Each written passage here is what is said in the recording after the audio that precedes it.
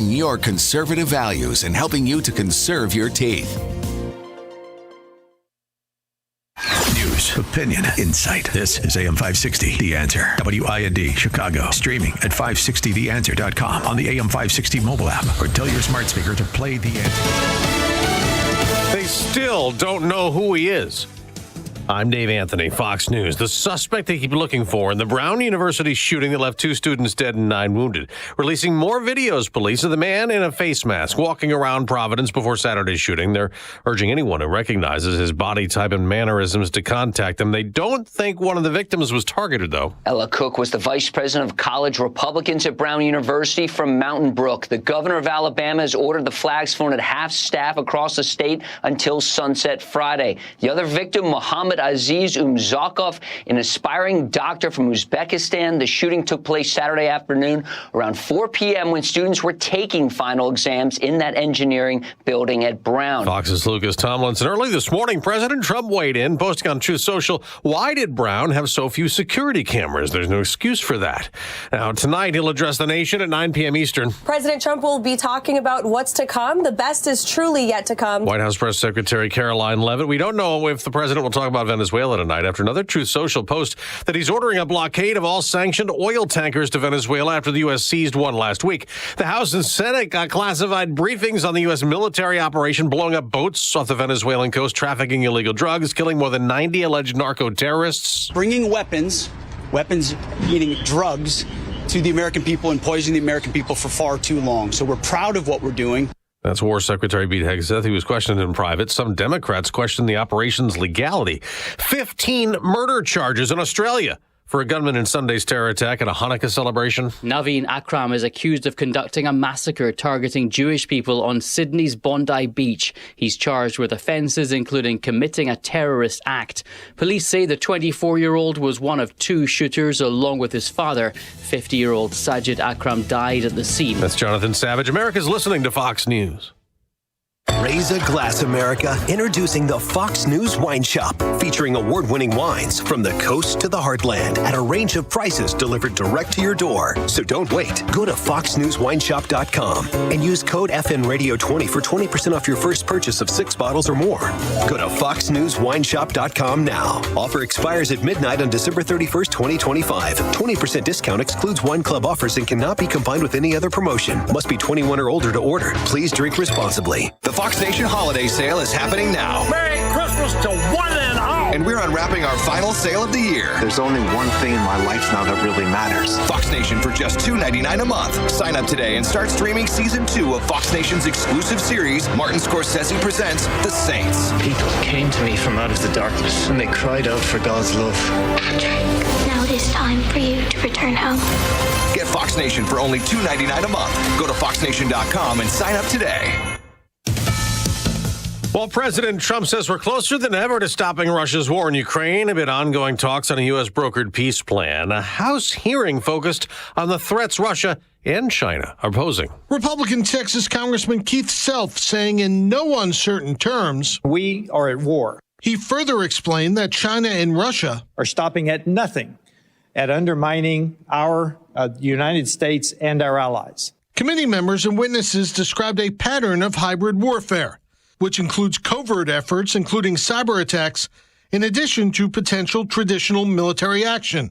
Witness Christopher Walker, the vice president of the Center for European Policy Analysis, testified the key is to sow destabilization. That strikes at the foundations of U.S. national security. Europe was described by all as a key battleground in maintaining the status quo. Kevin Uretsky, Fox News. President Trump is expanding restrictions on some foreigners coming here. Citizens from Burkina Faso, Mali, Niger, South Sudan, and Syria are banned from entering the U.S. A full travel restriction is also imposed on individuals traveling on Palestinian Authority-issued documents. In June, President Trump announced citizens from 12 countries are banned from traveling to the U.S., including Afghanistan, Somalia, Iran, Libya, and Yemen. The new restrictions come weeks after 2 National Guard troops were shot near the White House. The suspect in that case is an Afghan national. At the White House, Jared Halpern, Fox News. On Wall Street, stock futures are rising after a mixed day following a mixed jobs report with renewed hiring last month after job losses in October. The unemployment rate rose to a 4-year high. The Dow dropped about 300 points. The Nasdaq gained 54 yesterday. The New York Knicks have won a trophy, the NBA Cup, beating the San Antonio Spurs in the final game of the league's midseason tournament. I'm Dave Anthony, and this is Fox News. Hi, this is Sean Thompson. The roller coaster. No matter your age, no matter the amusement park, it never ceases to bring the emotional goods, the anticipation, the excitement, and then the fear and the adrenaline rush that comes from the king of all rides. The same can be said when it comes to your retirement. Lots of questions and concerns that for some reason can feel like a roller coaster. Will you be able to continue to live as comfortably as you do now? Or will you have the complete financial independence? Or will you run out of money? How about taxes, Social Security, or health care? Tom Fortino and the team at Alpha Wealth Group can answer all of these questions and much more with their roadmap to retirement. And all you have to do is simply call 630-864-6711. That's 630-864-6711. Or online at alphawealthgroup.com. Call Alpha Wealth Group today, and let's save the fear and adrenaline for the amusement park. Listen, I'm going to be straight with you. Pain just doesn't hurt your body. It steals your life. I know because I've seen it with people I care about, and maybe you're dealing with it right now. Here's what I love about Dr. Ashley Caravelli and QC Kinetics. They get it. They're not pushing surgery. They're not handing out pills. They're using your body's own healing power to fix what's broken. This is cutting edge. I've talked to people who've been through this. These are real results. No going under the knife, no medication fog, no sitting on the couch recovering, just your body doing what it was designed to do, heal itself. QC Kinetics gives you long-term relief. Make 2026 the year you get back to living without pain. They've got weekend appointments, free consultations, and you can use your HSA or FSA spending accounts. Your first consultation is free, so don't hesitate to call to find out more. Call 312-827-6261. Again, 312-827-6261. One more time, that number is 312-827-6261. Hello, my name is Dr. Michael Huber, co-founder and developer of Virago, the immune enhancement cocktail. From all of us at Virago, we want to wish you a very Merry Christmas and a Happy Hanukkah and a Happy New Year.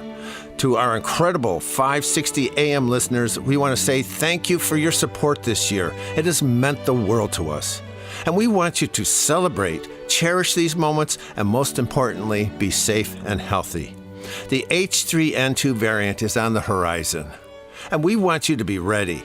Don't wait until it's too late. Be prepared. Protect your family during this holiday season. Stay healthy with Virago, and Merry Christmas. Flu season is here. Boost your immune system with Virago and protect yourself. Order your bottle of Virago online today.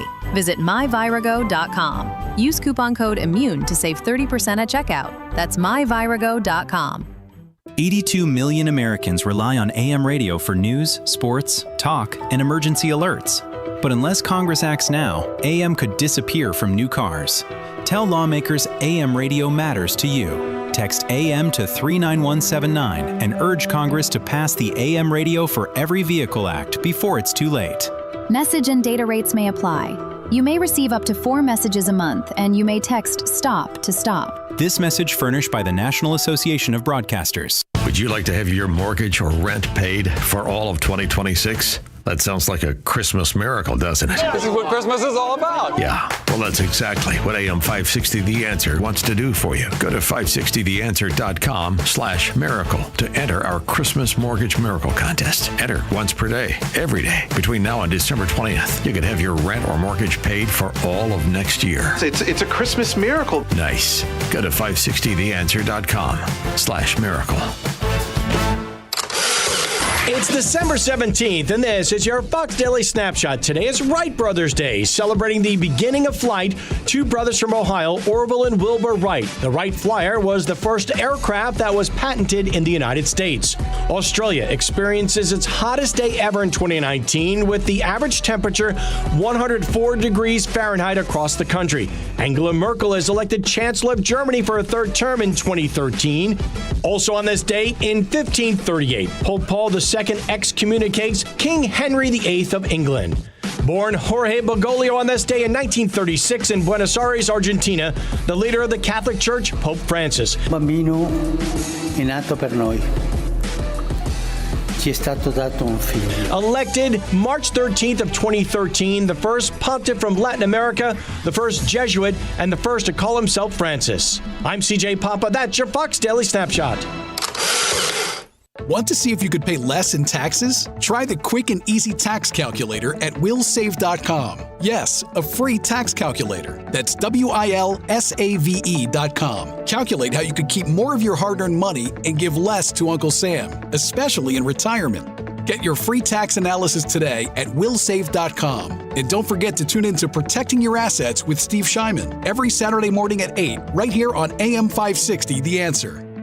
2025 is wrapping up, and here's the truth. Uncertainty isn't going anywhere. Noble Gold Investments help you protect what you've built with real gold and silver, stuff that holds value when everything else is melting down. This holiday season, the best gift you can give your family? Peace of mind. Don't wait for the next crash to blindside you. Go to noblegoldinvestments.com and get started today. That's noblegoldinvestments.com. Don't leave the future to chance. Past performance may not be indicative of future results. Investing in precious metals involves risk. Consult your tax attorney or financial professional before making an investment decision. Perhaps you're a collector.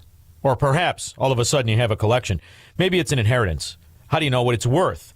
This is Sean Thompson for Donley Auction. The market for antiques and collectibles is changing all the time. What is your collection worth right now? Well, I've got an easy way to find out. It's simple. You contact Donley Auctions. With their worldwide audience of live and in-person auctions, they have a good idea of how to tell you exactly what it's worth at exactly right now. They're ready to put top dollar in your pocket. The bigger the collection, the better. Go to DonleyAuctions.com and get the info on all things that they buy and sell to have an idea of exactly what Donley does and how much they need your collection. They have so many buyers, it's a great time to sell. Just simply make a phone call. Donley has traveled all over the country to pick up collections. Just call and talk to the people at Donley Auctions at 815-923-7000. Donley Auctions is your trusted partner in turning your collections into cash. DonleyAuctions.com. Making the switch to a new communications and IT company may seem like a big ordeal, but if you're not getting the reliable support, consistent internet, and secure solutions your company needs, meet Access One, your local Chicagoland IT experts. Access One has been powering Chicago businesses with secure, reliable IT solutions for over 30 years from our headquarters right here in the West Loop. Whether it's VoIP phones, dedicated internet, managed cybersecurity, cloud backups, or 24/7 support, Access One is here for you. Serving thousands of companies from Naperville to the North Shore, Access One is Chicago-owned and Chicago-run, a trusted IT partner for law firms, clinics, tech startups to manufacturers. We'll make the switch easier than you think. Let's talk. Call 800-654-1555 or visit accessoneinc.com. Rated top 5% in customer satisfaction and a Better Business Bureau A+ rated business. That's accessoneinc.com. Tech made personal locally. Bad decisions limit future options. Make enough bad decisions and you'll destroy your life. Listen to The Flatline with Rick Hughes this Sunday morning at 7. The Flatline describes a main line of resistance in your soul built on God's Word. Listen this Sunday for inspiration, motivation, education, all without manipulation.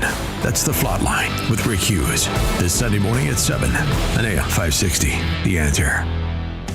You need to be tuning into the Retirement Success Blueprint with Michael Stewart, the radio companion to the Amazon best-selling book, Success Blueprint, How to Build the Retirement You Deserve. Each week, Michael shares strategies designed to help reduce market risk through income-generating investments that can provide steady returns. Because if you can avoid a big loss, you don't need to take big risks. Catch the Retirement Success Blueprint with Michael Stewart, Saturday mornings at 10, right here on AM 560, The Answer. Dan Proft here to tell you about our 2025 Food for the Poor campaign. If you've listened to this station and to our show for any length of time, then you already know about Food for the Poor. They are a nonprofit, faith-based organization that provides food, water, medicine, clothing, and life-saving supplies directly to local partners in Latin America and the Caribbean. We all know about how bad the situation is in Latin America and the Caribbean right now. Economic decline, political instability and corruption, and high food prices. The only thing standing between these families and starvation is Food for the Poor and their partners who are providing life-saving food relief on the ground. But in order to get food and water to those who need it most, Food for the Poor needs your help. Your gift of just $150 can provide food and water for 2 children for an entire year. For a gift of $300, you can provide food and water for 4 children for an entire year. To make a gift of any amount, just call 844-862-4673. That's 844-862-4673. Or visit 560theanswer.com/foodforthepoor. And if you are a small business owner or you make the marketing or advertising decisions for a business, then you need to become a business benefactor. Just make a $2,500 tax-deductible donation to Food for the Poor. And AM 560 will give you 40 one-minute commercials to air here on AM 560 The Answer between 5 a.m. and 8 p.m. Monday through Friday at no additional cost to you. Lock in your 2026 marketing now at this incredible price. It really is the best deal in all of Chicago radio. You'll join a long list of businesses who are reaching AM 560's audience of affluent decision makers. And through the generosity of your business, you'll also be helping more than 30 children for a year. To take advantage of this deal, just call John Gallagher at 847-472-8950. Again, 847-472-8950. That number, one more time, 847-472-8950. Or go to 560theanswer.com/foodforthepoor. That website again, 560theanswer.com/foodforthepoor.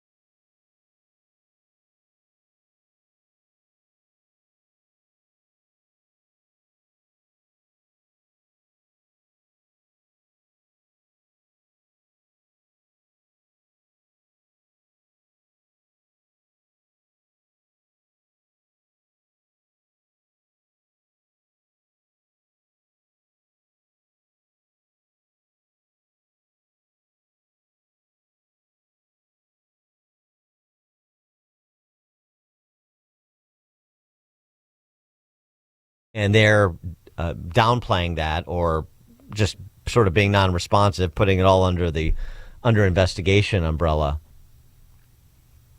It'll be very interesting to see how this dynamic between local law enforcement and FBI proceeds as they ostensibly work together to try to bring this person to justice. All right, let's check the headlines. Good morning. It is 35 degrees in Chicago on AM 560 The Answer. I'm Stace Keene in the AM 560 newsroom. The Chicago City Council Finance Committee has approved a budget proposal. Now, while this budget does not have the corporate head tax that Mayor Brandon Johnson was calling for, it does leave in funding for youth jobs. The alternative spending plan calls for an increase on taxes on plastic grocery bags, liquor sales, and will allow the city to sell ads on bridge houses and on light poles. It leaves out the proposed increase on garbage collection, which Mayor Johnson had promised to veto. The city's budget committee committee will meet tomorrow to discuss expenditures, and should that pass, the full budget could be approved by Friday. A doctor's been charged with sexual assault and exploitation of a minor after he was found with a minor in a hotel room. According to reports, 33-year-old Trevor Roston has been charged with 7 felony and 2 misdemeanor counts of sexual exploitation of a child. Prosecutors say Roston followed the teen into a bathroom where the assault took place. Roston's been fired from Advocate Sherman Hospital. Roston's due back in court December 29th. This report is a service of Blindster.com. Blindster.com sells custom blinds, shades, and shutters at low prices. Their blinds are handcrafted to fit your windows, and if they don't, for any reason, they'll remake them for free. Your satisfaction is always guaranteed at Blindster.com. Chicago's Morning Answer continues next, but now... Get ready for a musical journey like no other when the Trans-Siberian Orchestra returns to Chicago on December 26th on their The Ghost of Christmas Eve 2025 tour. Enter to win tickets and the grand prize of a 75-inch TV, a home stereo system, and a $1,000 gift card. Enter today at 560theanswer.com/TSO. I love giving jewelry as a gift. Roland's Jewelers is the perfect place for that magical holiday gift. Hi, it's Mike Gallagher. Roland's Jewelers is the absolute perfect place for the magical holiday gift for someone you love. Buying jewelry is about trust. Roland's is the jeweler I trust. I'm a customer, and I'm always amazed by their 5-star Google reviews, so many of them, but why not? They're the best. They're family-owned. Hey, getting engaged? Roland's has a large selection of mined and lab-grown diamonds at great prices. Choose from beautifully crafted engagement rings from designer Simon G. or Italian designer Roberto Coin, offering stunning diamond pendants and earrings. How about a Tag Heuer watch with cutting-edge technology? I love mine from Roland's. I continue to be impressed at how expertly trained their staff is. Visit Roland's Jewelers in downtown Libertyville or RolandsJewelers.com. That's Roland's, ROLLANDS, Roland's Jewelers, a family-owned jeweler you can trust, just like I do. Dan Proft here to tell you about our 2025 Food for the Poor campaign. If you've listened to this station and to our show for any length of time, then you already know about Food for the Poor.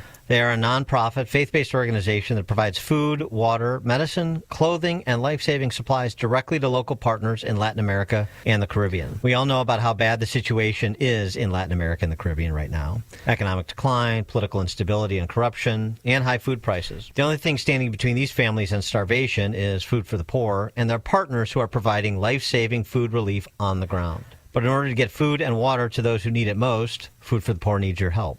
Your gift of just $150 can provide food and water for 2 children for an entire year. For a gift of $300, you can provide food and water for 4 children for an entire year. To make a gift of any amount, just call 844-862-4673. That's 844-862-4673. Or visit 560theanswer.com/foodforthepoor. Check off the wish list with instant savings and free battery offers on select steel tools. Shop online or in store. Now, your official weather forecast. Today, expect freezing fog in some areas this morning, transitioning to a mix of clouds and sun throughout the day. Be cautious of icy patches early on. The high will reach 38 degrees. Tonight, it will be mostly cloudy and not as chilly. It will turn breezy later on with intermittent rain and drizzle possible by dawn. The low will be 33 degrees, but temperatures will climb into the mid-40s. I'm meteorologist Jason Caterina on AM 560, The Answer.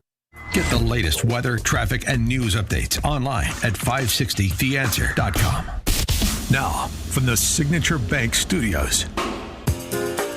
If you're looking for the latest news, insight into what it means, and the sharpest opinion, there's only one station in Chicago where you can turn, and it's this one. We're AM 560, The Answer. Top of the morning, Dan Proft here. I did want to make a correction on something I said yesterday, and this is going back to Bondi Beach in Australia.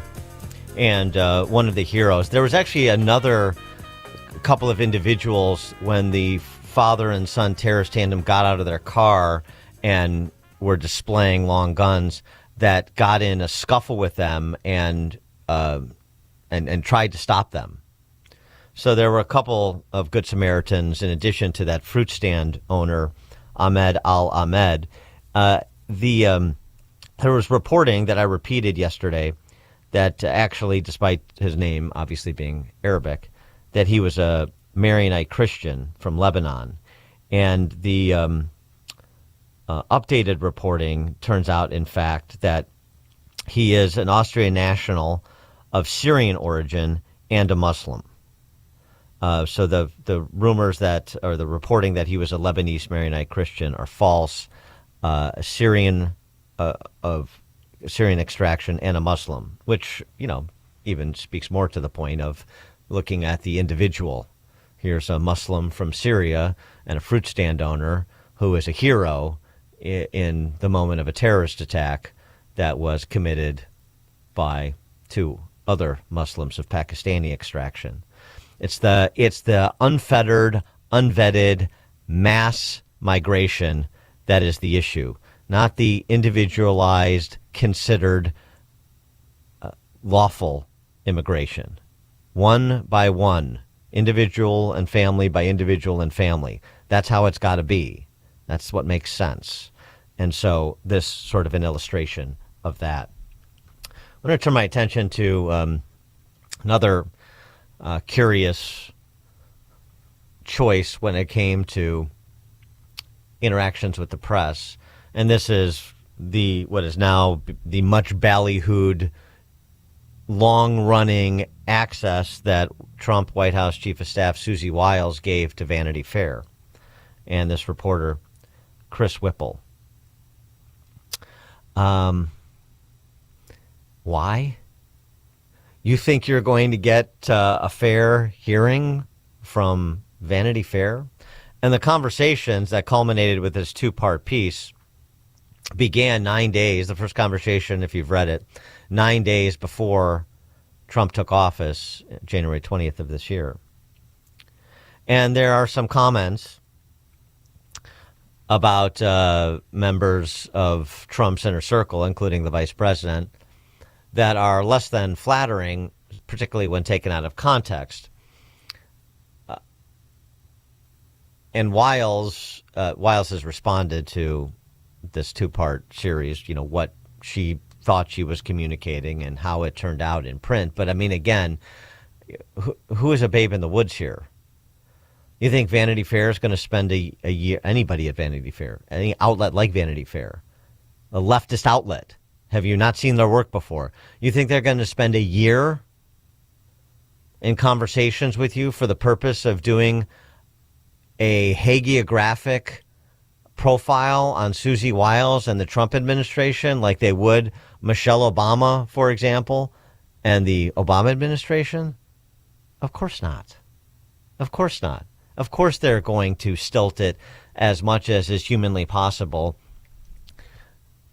in the direction not only of painting Wiles and particularly others that they dislike with more intensity in an unflattering light, but trying to sow division within the upper reaches of the administration. And that's exactly what happened.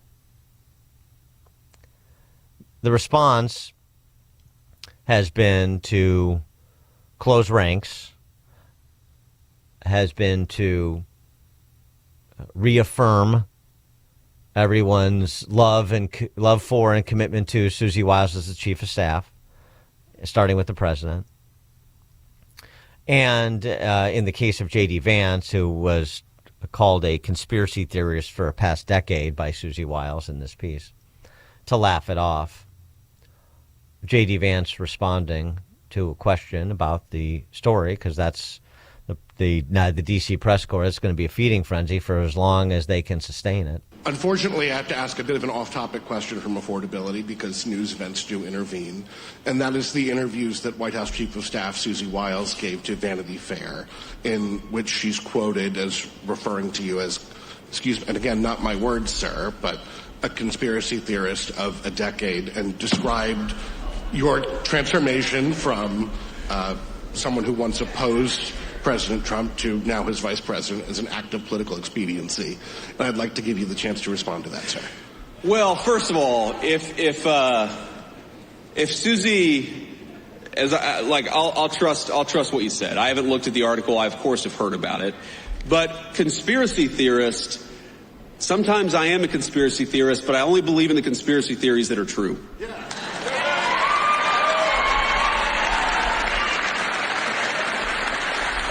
And by the way, Susie and I have joked in private and in public about that for a long time. For example, I believed in the crazy conspiracy theory back in 2020 that it was stupid to mask 3-year-olds at the height of the COVID pandemic, that we should actually let them develop some language skills. You know, I believed in this crazy conspiracy theory that the media and the government were covering up the fact that Joe Biden was clearly unable to do the job.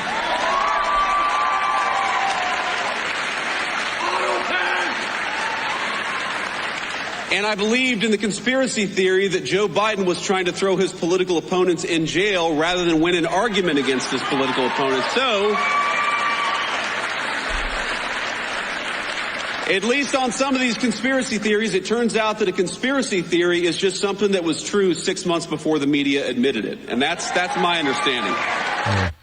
And Susie Wiles, we have our disagreements. We agree on much more than we disagree, but I've never seen her be disloyal to the President of the United States, and that makes her the best White House Chief of Staff that I think the President could ask for.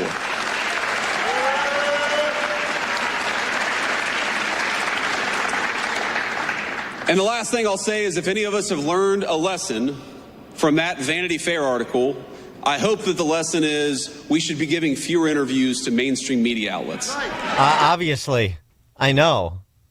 How long have I been saying on this show?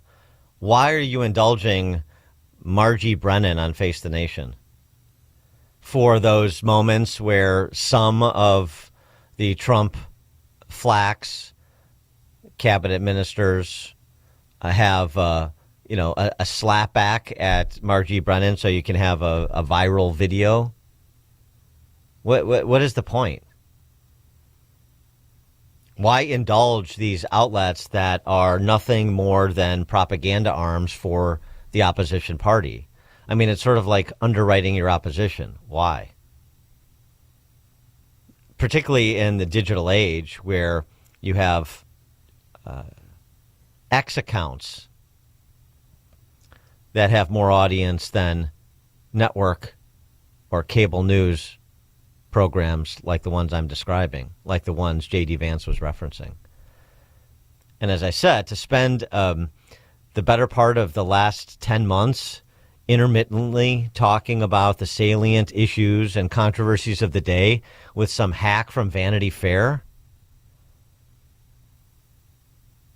And professional, it's not just me, other professional flacks like Ari Fleischer had the same immediate reaction. Well, this really feels to me, Brett, when you read that story, as like one of those stories in which there's nothing that she hadn't previously said privately to her coworkers that she didn't say now publicly in this interview. So I don't think people are surprised at the things she said. I think many of them have said similar things about the people they work with. What did come as a surprise was who they gave this interview to. J.D. Vance is 100% right. Why on earth did the White House give this kind of access in an interview to Vanity Fair? Vanity Fair has a history of doing these kind of puffy, profile-y stories about the White House with photography, and all the pictures they used, by the way, were uncomfortable close-ups. It was predictable, though.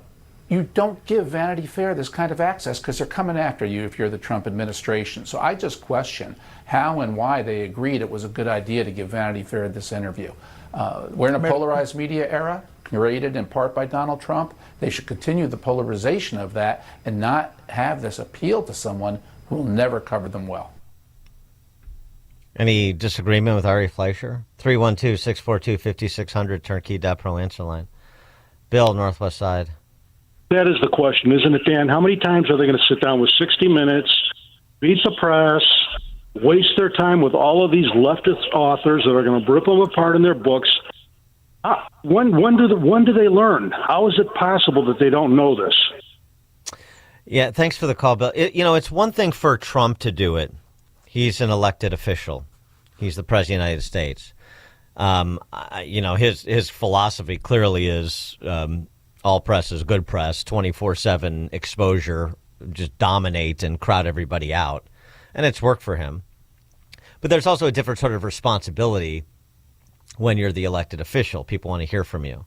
And because of the sideload nature of, as Ari Fleischer was referencing, the sideload nature of the way people consume media, unfortunately, you're going to have to go into enemy territory. Otherwise, you're not going to reach wide swaths of your constituents. So I do think there's a responsibility for Trump to do the things he's done. Now, other politicians have hidden, Joe Biden, but Trump has not, to his credit. You know, he'll go on a CNN town hall and be treated badly. He'll go to the National Association of Black Journalists conference and be treated badly because he can stand and deliver and hold his own. And if you can't, you shouldn't be in those positions, frankly. But when you get down to staff level and this sort of access where they can take little bites like the J.D. Vance, he's been a conspiracy theorist for 10 years, words to that effect.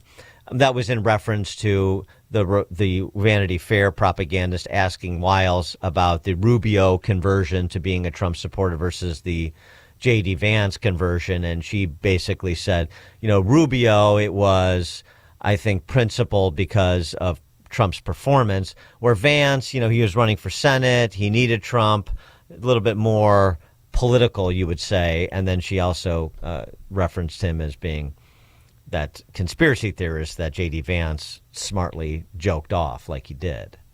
But there are other things in there that they're headline grabbers that are just, again, cut and paste for distribution that just foment the mindless leftist droogs that are going to say, even Susie Wiles is saying Trump has the personality of an alcoholic, even though he doesn't drink. He the personality of an alcoholic, meaning he thinks he can do anything.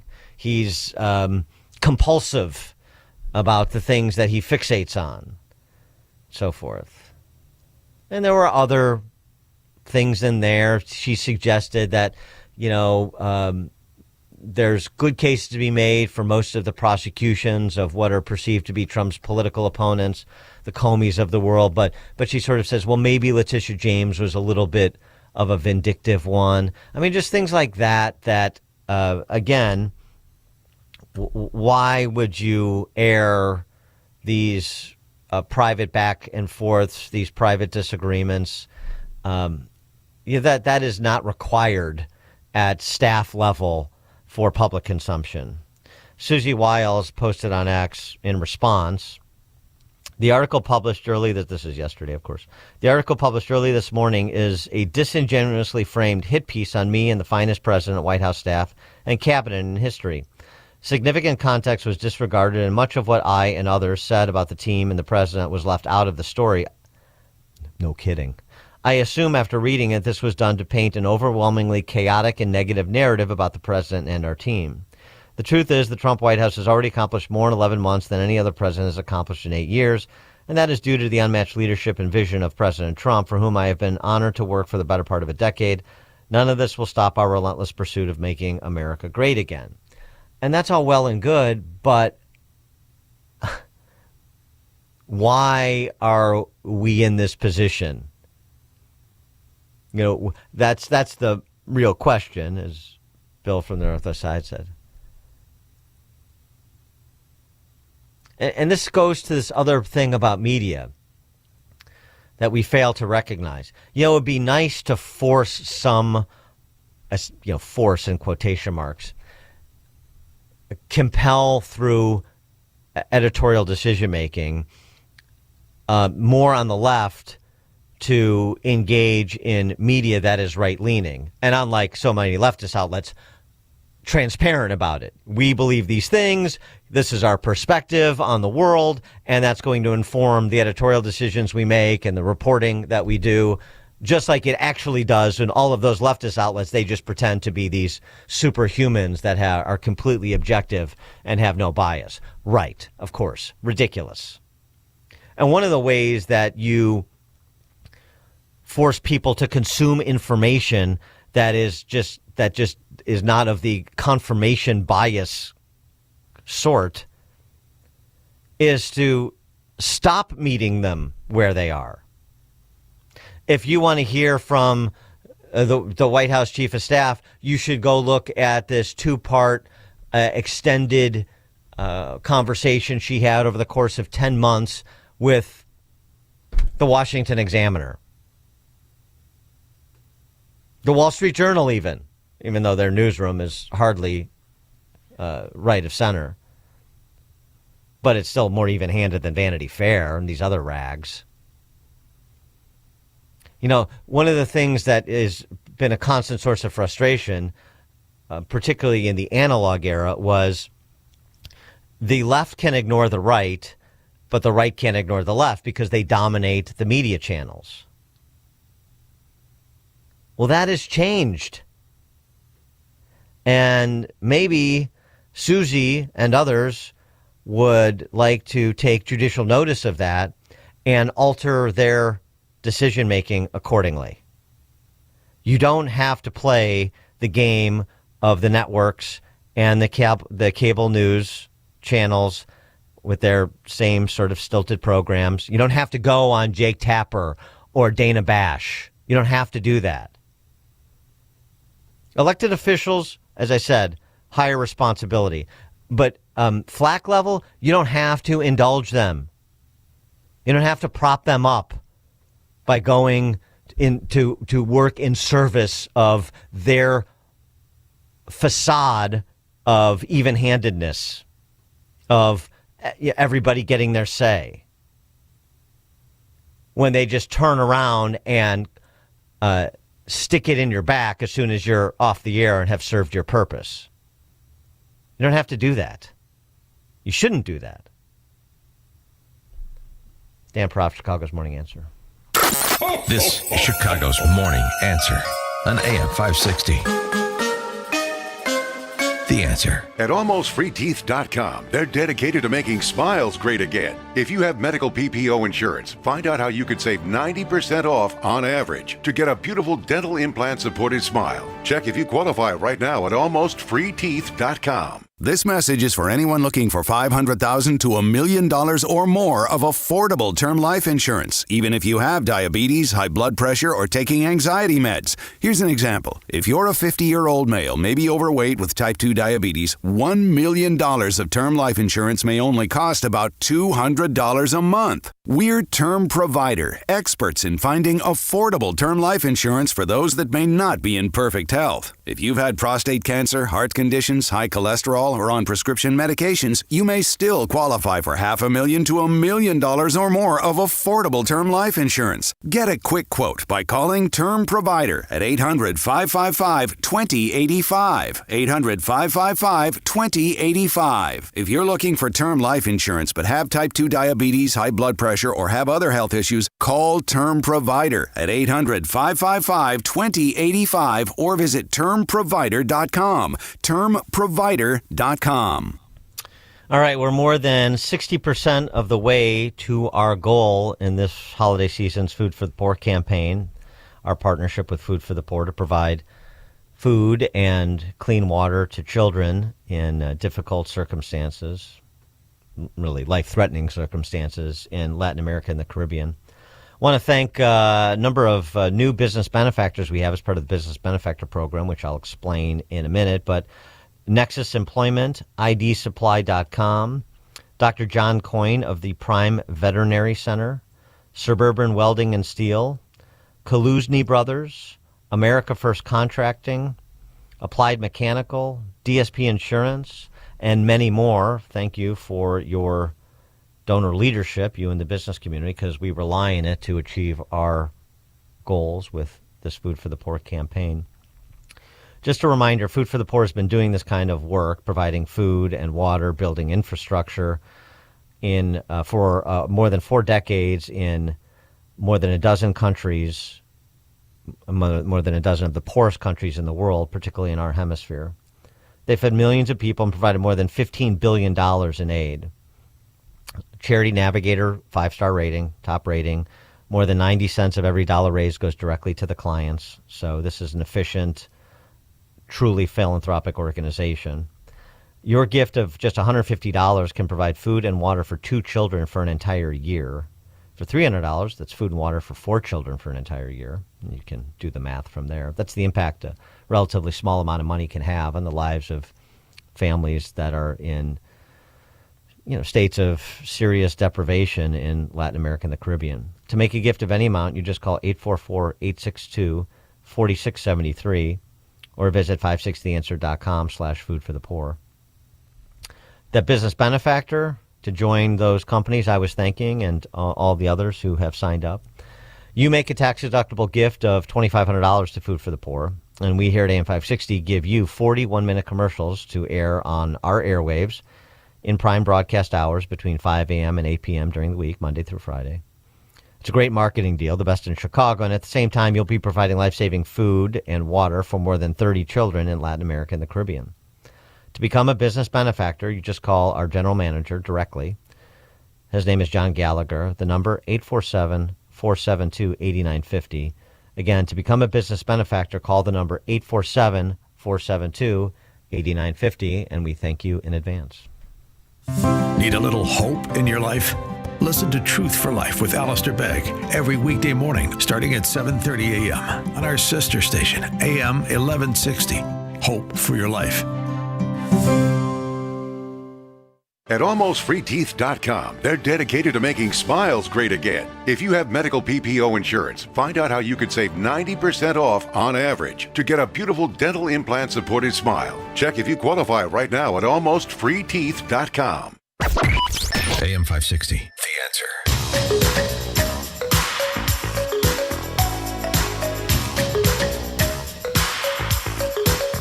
All right, coming up at 6:06, one of those things J.D. Vance mentioned, those conspiracy theories that turned out to be true, like Biden trying to imprison his political opponents.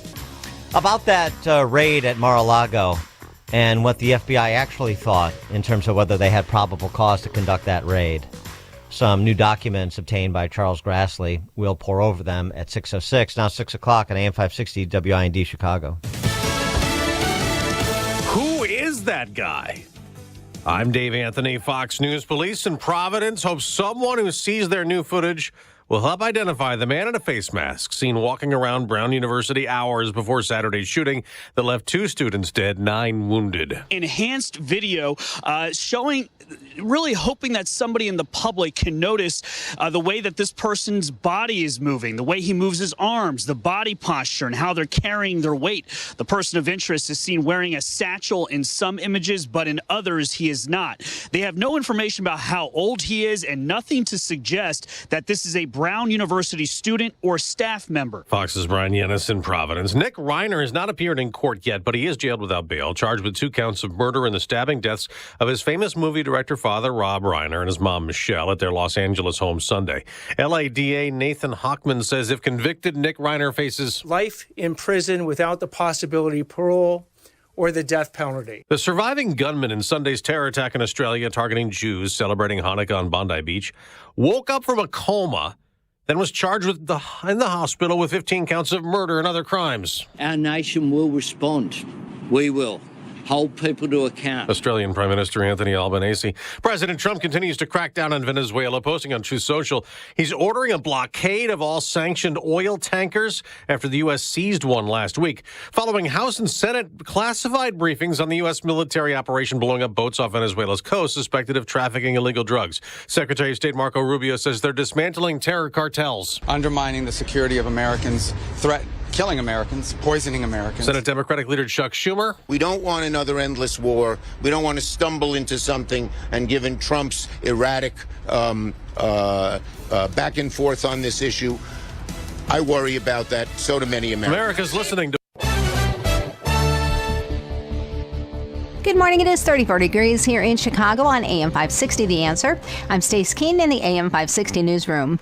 The Chicago City Council's Budget Committee is scheduled to meet today to discuss the city's spending plan. Alders on the Finance Committee passed an alternative budget in their meeting yesterday. That alternative plan forgoes the corporate head tax, which was proposed by Mayor Brandon Johnson, as well as a proposed increase in garbage collection fees, which Johnson had promised to veto. It does, however, include funding for youth jobs. Should the Budget Committee pass their resolution today, the City Council could meet as early as tomorrow to review the budget and then vote on a final budget Friday. The U.S. Attorney's Office for the Southern District of Illinois has announced the results of a 7-day fugitive roundup effort by federal and state law enforcement agencies. Operation Safe Christmas has resulted in 63 arrests and seized 2.5 pounds of narcotics and $15,000 in U.S. currency. U.S. Marshals led the operation, resulting in arrests in 5 counties here in Illinois, as well as Atlanta, Georgia. And Illinois is the only state in the Midwest and just one of a dozen in the country with average gas prices just over $3 a gallon. AAA lists Illinois' per gallon average at $3.03. The national average has fallen below $2.91 per gallon. The land of Lincoln, though, has the second highest gas tax in the nation. And the man who shot and killed police officer Andres Mauricio Vasquez Lasso will be spending his life in prison. Cook County State's Attorney Eileen O'Neill Burke expressed appreciation for the sentence while saying, quote, "Nothing will heal the loss that Officer Vasquez Lasso's family, his loved ones, or his fellow officers have suffered because of this. Officer Lasso was killed in 2023 when Stephen Montano shot him during a chase. Montano was found guilty of first-degree murder and aggravated unlawful use of a weapon back in July." This report is a service of AlmostFreeTeeth.com. Think full mouth dental implants are too expensive? Think again, not at AlmostFreeTeeth.com. With medical insurance, you could save thousands and receive your finally affordable dream smile. Check if you qualify today at AlmostFreeTeeth.com.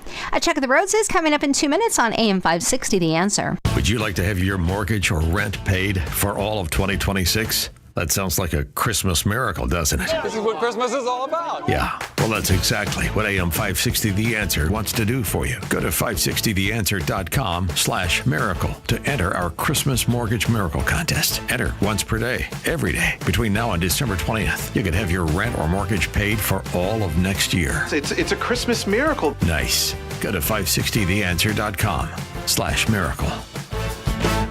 Signature Bank is Chicago's fastest growing independently owned business bank. It's a bank that cares about your business and is invested in your success. I'm Dan Proft, and I know this because Signature Bank is my business bank. Hi, I'm Chris Johnson, CEO of Classic Cinemas and proud customer of Signature Bank. We are a local family-owned business that is known for free refills on all sizes of popcorn, soft drinks, and ices. With over 9,000 heated recliners in 16 locations, we marry the traditions of the past with today's state-of-the-art technology. Throw in a 30-minute guarantee and an after-movie mint, and you have the perfect night out. As we strive to make every guest our priority, Signature Bank does the same with their customers. The team at Signature Bank is interested in taking my company forward. They have all the resources and solutions of the big banks, but they customize their offerings to meet my business needs. The customer always comes first with Signature Bank. Signature Bank helps local businesses succeed. Let Signature Bank turn your business vision into reality. Visit signaturebank.bank. Member FDIC, Equal Housing Lender. Progressive presents Employee of the Month. Small Business Edition. Today's recipient from Michaela's Mobile Spa, Michaela! Michaela got a quick business insurance quote from Progressive and chose from over 30 customizable coverages. Sure, it helps she's her only employee and does literally everything. But while others would rest on their laurels, Michaela was hard at work saving big. So take that, hypothetical other employee who doesn't exist. Be your own Michaela. See if you could save in as little as 8 minutes at ProgressiveCommercial.com. Progressive Casualty Insurance Company and Affiliates. Coverage is not available in all states or for all vehicles and coverage selections. I'm Ed Evans, CEO of Consumer Cellular. No, we're not one of the big guys. Truth is, we don't want to be. If you're over 50, Big Wireless probably has you paying for more data than you might need. You could be throwing away thousands over a lifetime. Our entry-level data plans start at just $20 a month. And for a limited time, switch and get your second month free. Call 1-888-FREEDOM, visit consumercellular.com or a store near you and get your second month free today. Plans include $5 credit for autopay and e-billing. See site for additional details. Chicago businesses. Your phone, internet, and IT should work well 24/7. But when it doesn't, who are you calling? At Overseas Help Desk? If you want clear, reliable local experts, consider Access One. Access One has been powering Chicago businesses with secure, reliable IT solutions for over 30 years from our headquarters right here in the West Loop. Whether it's VoIP phones, dedicated internet, managed cybersecurity, cloud backups, or 24/7 support, Access One has you covered. Access One is Chicago-owned, Chicago-run, and serving thousands of companies from Naperville to the North Shore and everywhere in between. We're rated top 5% in customer satisfaction, a Better Business Bureau A+ rated business, and trusted by law firms, clinics, tech startups to manufacturers. Let's talk about making your IT work well. Call 800-654-1555 or visit AccessOneInc.com. That's AccessOneInc.com.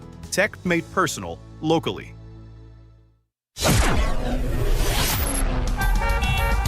Taking a look at the roads from the Team Hochberg Traffic Center, I'm Sue Aller. Late running construction is really slowing you down on the Eisenhower. Inbound between North Avenue and the Tri-State completely jammed. So it's 42 minutes from the Jane Addams to the old post office. Outbound is 29. We're also stop and go on the Tri-State southbound between the Eisenhower and Roosevelt Road. It's 28 minutes. The Eden looks good. 15 minutes both ways from Lake Cook to Montrose. The Kennedy, not bad at all. Inbound from O'Hare to the Byrne Interchange, 16 minutes. Outbound is 20. You've got 19 minutes inbound on the Stevenson from the Tri-State to Lakeshore. Outbound is 15. And no problems on the Dan Ryan. Inbound from 95th to the Byrne Interchange, 14 minutes. Outbound is 11. This report is a service of Fox Valley Coins. Bring your gold or silver in store today. Each item is priced right in front of you. The coins never leave your sight. Receive cash or a check right on the spot. FoxValleyCoins.com. Chicago's Morning Answer continues next, but now a check of your forecast from the National Weather Service. Today, expect freezing fog in some areas this morning, transitioning to a mix of clouds and sun throughout the day. Be cautious of icy patches early on. The high will reach 38 degrees. Tonight, it will be mostly cloudy and not as chilly. It will turn breezy later on with intermittent rain and drizzle possible by dawn.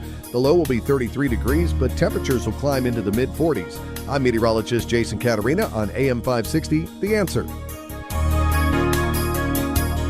Get the latest weather, traffic, and news updates online at 560theanswer.com. Now, from the Signature Bank Studios, this is Chicago's Morning Answer with Dan Proft on AM 560, The Answer.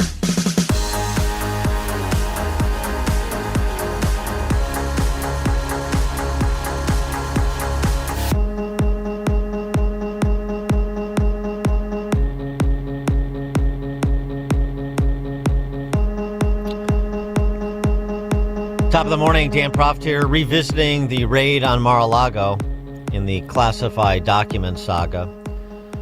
Thanks to the diligence of Senate Judiciary Committee Chairman and Iowa Senator Chuck Grassley. Chuck Grassley tweeting out some of the documents he obtained from the FBI. Posting on X, I guess I should say, using the proper terminology.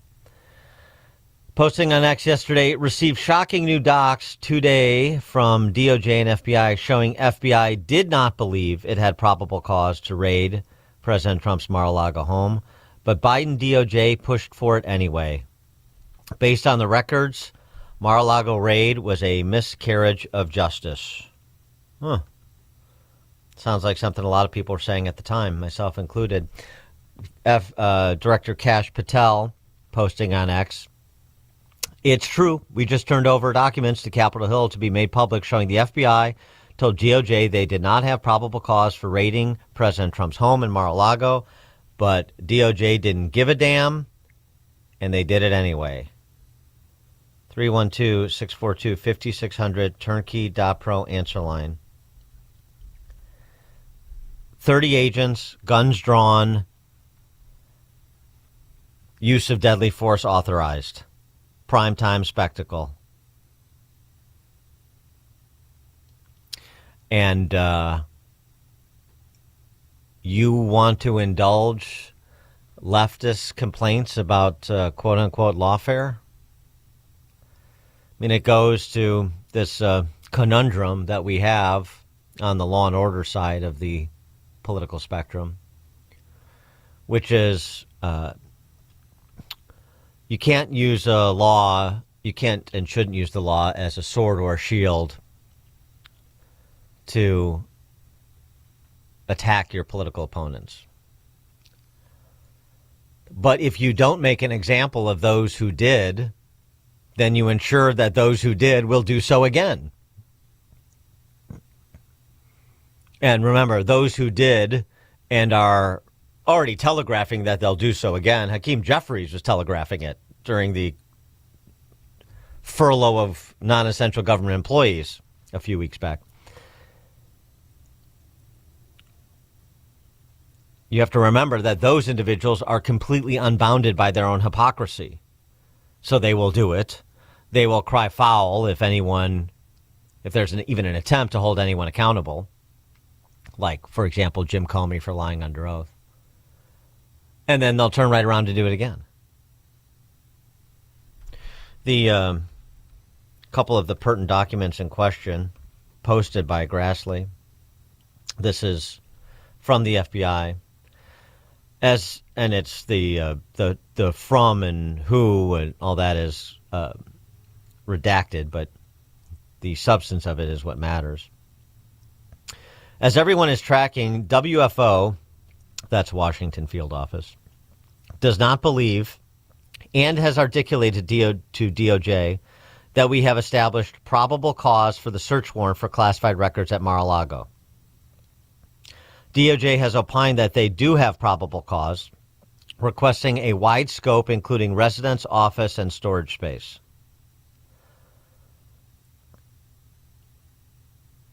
WFO, Washington Field Office, FBI, does not believe we have established probable cause. DOJ, yes, you do.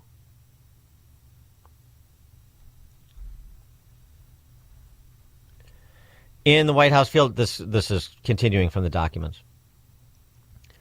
In WFO's opinion, if the primary goal of this investigation is to identify and recover classified records quickly so as to protect the information, the 6 weeks spent fixated on probable cause for a search warrant have been counterproductive. Continued investigation and additional interviews have not found any witnesses who has reported seeing classified records at Mar-a-Lago since the return of records via some means, redacted, compliance on June 3rd of 2022. So, angling for this probable cause, the raid that the Department of Justice clearly wanted, that as he's characterized in the Vanity Fair hatchet job on Susie Wiles and the Trump administration, at the hands of Susie Wiles that we were just discussing, Merrick Garland is a button-down, by-the-book attorney general. That's how Vanity Fair characterizes Merrick Garland. Yeah. Right. Yet he's the attorney general. He's the head of this Department of Justice that is saying, no, we're not looking for specific performance. We're looking for a predicate to raid Mar-a-Lago. We need a primetime spectacle.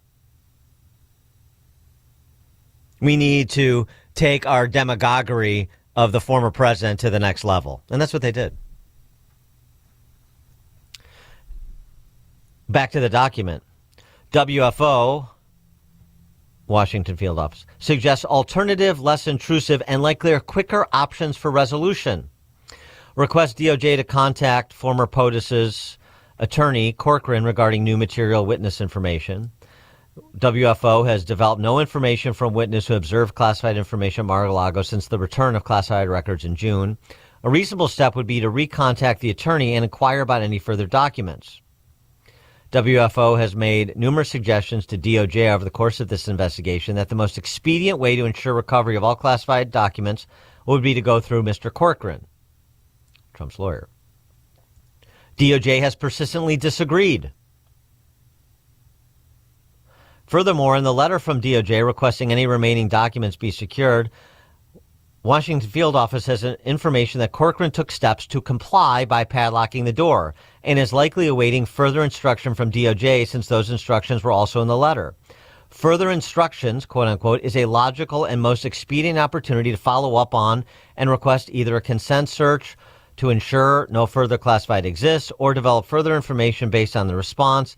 In WFO's opinion, FBI, Washington Field Office, in their opinion, moving from letter to search warrant after 6 weeks leaves far less intrusive options off the table. Nope.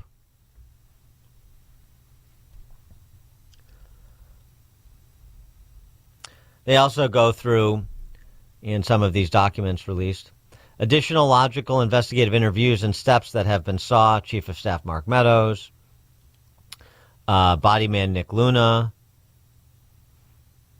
WFO Washington Field Office repeatedly asked DOJ to facilitate read-ins with White House General Counsel on compartmented documents recovered via NARA, National Archives. The request remains outstanding and is an illogical investigative step needed to ensure that documents remain properly classified. All of this, if you read it, speaks to an FBI that wanted to use the least intrusive means possible to affect the desired outcome, and DOJ saying all the way, no, we're setting up, we have an outcome we want, and we're setting up the predicate to deliver that outcome. Whether this was, Merrick Garland acting independently or knowing what needed to be done, or whether this was at the behest of inner circle officials in the Biden administration, well, that's unclear. But it's unclear that it's not unclear that a decision had been made to raid and nothing was going to stand in the DOJ's way.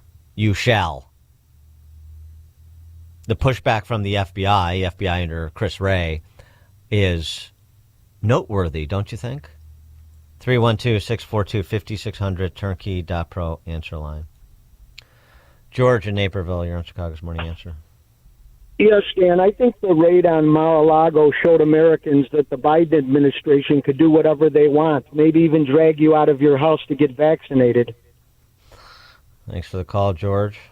Text from 847. I was a cop for 34 years, served in every rank. Of that, I was on a very large SWAT team for over 21 years, again, in every position, including overall team commander. And no one ever told us, nor could tell us how to serve a warrant. So forgive me if I don't feel bad for the FBI raiding Mar-a-Lago the way they knew they shouldn't. Yeah, I'm not disagreeing with that. I'm just highlighting the fact that the FBI was a reluctant partner in this illicit spectacle that was visited upon the former president. And there's other aspects of this, too. I mean, it just goes to the top line that I gave you, but just for more color. Hold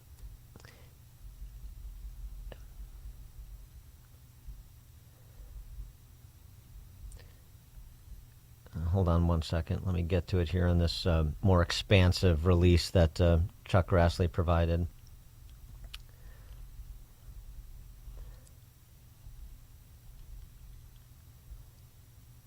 Well, the point here is they're going back and forth talking about the Washington field office. They're conducting this investigation. They talk about the interviews that they've completed, as you heard me in that summary document, that no new information of possible classified information had been developed. Very little has been developed related to who might be culpable for mishandling the documents from the interviews. WFO has gathered information suggesting there may be additional boxes. WFO has been drafting a search warrant affidavit, consistent with this process related to these potential boxes, but has some concerns that the information is single source, has not been corroborated, and may be dated. DOJ opines, however, that the search warrants meet the probable cause standard. So, there's specific arguments that are being made to support the contention by the FBI that this does not meet the probable cause standard, and the memorialization of this disagreement is just DOJ disagrees. They also talk in here a little bit about the timeline, that there was constructive engagement by representatives of Trump, and the FBI wanted to, as I sort of intimated, continue down that path to try to, again, accomplish the objective in the least obstructive way possible. One complicating factor is the DOJ issued to the attorney representing the former president on May 11, 2022, requesting the return of any classified documents in possession. The return date was May 24th. The request, May 11, 2022. The return date, May 24. On May 25, the attorney wrote back to DOJ claiming DOJ had told him the return was flexible, but that on May 24, DOJ had notified him that the return date was not going to be extended. The attorney then said the DOJ could either move to compel compliance or try to reach an accommodation.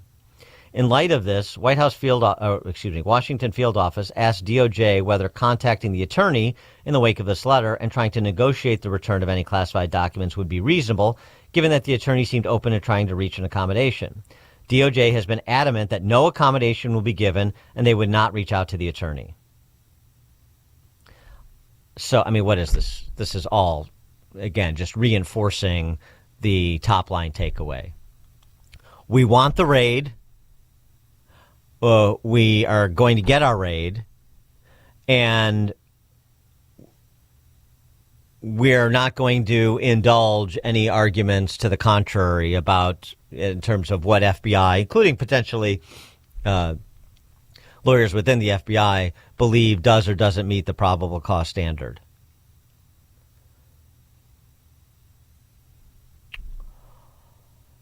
Glenn in Orlando, you're in Chicago's Morning Answer. Yeah, good morning. So if people see bad things or evil and do nothing, then you're supporting the oppressors. And, you're just as guilty of what they're doing because you're doing nothing. And there has to be consequences. Thanks for the call, Glenn. Roger, Southside. Hi, Dan. I guess I'm going to say what Glenn just said. I mean, every minute, every hour, there's something new. We are not holding anybody accountable. This U.S. Attorney's office has been a disaster. Look at this stuff at Brown University. You could send 4 homicide detectives out there from the Chicago Police Department, could have probably found that guy in 4 hours. It's turning into a clown car, and we can, I guess, complain about it all we want on here, social media, but no accountability. What difference does it make? They're still doing whatever they want minute after minute, and it doesn't change. Thanks for taking the call. Thanks, Roger. Well, I mean, at some level, at this level, my level, all you can do is get the information out there or amplify the information that is out there in the hopes that if people don't see the quote-unquote system holding bad actors responsible, then they make a choice to turn out some of those actors. The shot callers, the elected officials, and the shot callers that they appoint. I mean, that's in part what they did, what the American people did in 2024, last year. I mean, the lawfare piece of it played a big part in Trump's resurgence. Right? We talked about that throughout the campaign, including in the primary. For whatever qualms you had about Trump, you still thought, this is a guy who loves America and wants, and is advocating what he thinks is in the best interest to make America strong and vital and free. And these people are so obviously trying to bend the rules, create new ones as they go to try to put this guy in prison and anyone around him. The things they say and do to Trump and to Trump supporters are so beyond the pale, they're so indefensible, that I'm setting whatever qualms I have about Trump aside, because we can't put these people in charge. We cannot have these people in charge. Now, a lot of those same people who thought that in 2024 may have short memories. That's sort of the nature of the electorate. But don't just throw up your hands and believe that this doesn't matter. The evidence matters. That the Chris Wray Biden FBI disagreeing with the Biden DOJ about this spectacularly illicit raid on the former president's residence, former president at the time, of course. Yeah, I mean, this is the kind of stuff that, people can quickly assimilate, and hopefully it sticks with them. Rich in Caledonia. Hey, good morning, Dan. We're expecting immediate results when we haven't cleaned out the DOJ, the FBI, the judiciary system. We got John Roberts having dinner with Mike Pence. We had an impeachment with no high crimes or misdemeanors. First time in my life. I'm 64 years old. I've watched them break norms from the day Trump was elected. I watched the rhinos team up with the SES, with the management state that runs our country, and do stuff that's totally off the wall. Funnel money through Ukraine. They basically showed us, they've dropped their drawers and showed us how corrupt this thing has been. And it's both sides have to be in on it. Otherwise, it doesn't work. Thanks for the call, Rich. I mean, I agree with you, but I understand the impatience, but, there's a lot of spitting plates. And you have to, if you're the President of the United States, you have to trust the people that you have put in positions of executive authority. So that means Bondi and Cash and others to do some of the house cleaning that you're describing. And I suspect that takes more than 10 months. But and frankly, there have been some, in my view, mistakes and missteps that have diverted attention away from that house cleaning, unfortunately, like the handling of the Epstein matter. But there have also been a number of good moments, documents released like the ones yesterday that would never have been released if Kamala Harris was president, obviously. And so, part of this is building the historical record so that, even if we don't get accountability on our timeline, we ultimately raise the prospects of accountability on God's. Dan Proft, Chicago's Morning Answer. This is Chicago's Morning Answer on AM 560. Merry Christmas, you filthy animal. The Answer. This is Carol Platt-Liebau for Townhall.com. People of goodwill around the world were rightfully horrified by the terrorist attack on an outdoor Hanukkah celebration at Bondi Beach in Australia. The attackers reportedly pledged allegiance to ISIS, the Islamist extremist group. For Australia's Jewish community, an open-air beachside religious observance may now be a thing of the past. And this is hardly an isolated case. Across Europe, public celebrations are being canceled. Many of Germany's Christmas markets are not opening this year, and Paris has canceled its iconic open-air New Year's Eve celebration over similar concerns. The political left has been vocal in opposing President Trump's immigration policies, but events like these make something increasingly clear. Border security is also terrorism security. A society unwilling to protect its way of life will eventually discover it has no way of life left to protect. Listen, I'm going to be straight with you. Pain doesn't just hurt your body, it steals your life. I know because I've seen it with people I care about. Maybe you're dealing with it right now as well. Here's what I love about Dr. Ashley Caravelli and QC Kinetics. They understand that. They're not pushing surgery. They're not handing out pills. They're using your body's own healing power to fix what's broken. Cutting-edge treatment. I've talked to people who've been through this. These are real results. No going under the knife. No medication fog. No sitting on the couch recovering. Just your body doing what it was designed to do, which is heal itself. QC Kinetics gives you long-term relief. So make 2026 the year you get back to living without pain. They've got weekend appointments, free consultations, and you can use your HSA or FSA spending accounts as well. Your first consultation is free, so don't hesitate to call to find out more.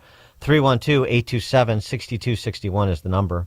Again, 312-827-6261. Once more, call QC Kinetics at 312-827-6261. We all hear the radio ads about the IRS. They tell you to be afraid, to be scared, and they try to frighten you into calling. I'm not here to do that. Tax Relief Advocates is different. TRA is here to tell you that if you owe money to the IRS, whether it's $5,000, $50,000, or $500,000, we have a solution. It doesn't matter if you're sitting in your car, at work, or with your kids. No matter where you are, call now. 800-575-6745. Don't lose hope. TRA can eliminate or reduce what you owe to the IRS. Generous programs are now available that can give you a fresh start. Our passion is taxes and helping individuals fix their IRS problems. We have over 1,000 5-star reviews on Google and an A+ with the Better Business Bureau. You don't need to be afraid of the IRS any longer. End your tax nightmare today by visiting us online at TRA.com or call 800-575-6745. That's 800-575-6745. Tax Relief Advocates. Real solutions for real people. AM 560. The Answer. Chicago's racial spoil system comes for Beat Kitchen. No Riverwalk for you. 6:36. Now we check the headlines. Good morning. It is 34 degrees here in Chicago on AM 560 The Answer. I'm Stace Keene in the AM 560 newsroom. Governor J.B. Pritzker says he was not given any notice before he found out that U.S. Customs and Border Patrol Commander Gregory Bovino was back in Chicago yesterday. Bovino led the CBP during most of Operation Midway Blitz. Pritzker says the Trump administration referred to Bovino and other federal immigration officers' actions as, quote, enforcement, while his administration calls them harassment. A new report from the Commonwealth Foundation finds that public sector unions across the state pumped nearly $30 million into state political races over the 2023-2024 election cycle. That's more than union officials spent on politics in any other state. Researchers added that almost 96% of all donations for Illinois-level candidates went to Democrats, including Chicago Mayor Brandon Johnson, who received $5.5 million from government employee unions. This news update is quickly delivered by Quick Delivery Service. For reliable same-day delivery, Quick Delivery will customize a logistics plan to pick up your items and move them safely to their destination. Trust their 40 years of experience for peace of mind. Get a quote at quickdelivery.com. A check of the roads is coming up in 2 minutes on AM 560 The Answer.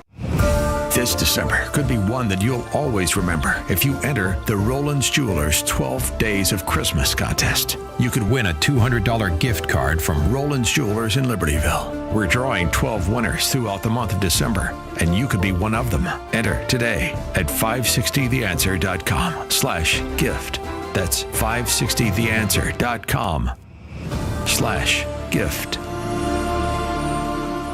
Dan Proft here to tell you about our 2025 Food for the Poor campaign. If you've listened to this station and to our show for any length of time, then you already know about Food for the Poor. They are a nonprofit, faith-based organization that provides food, water, medicine, clothing, and life-saving supplies directly to local partners in Latin America and the Caribbean. We all know about how bad the situation is in Latin America and the Caribbean right now. Economic decline, political instability and corruption, and high food prices. The only thing standing between these families and starvation is Food for the Poor and their partners who are providing life-saving food relief on the ground. But in order to get food and water to those who need it most, Food for the Poor needs your help.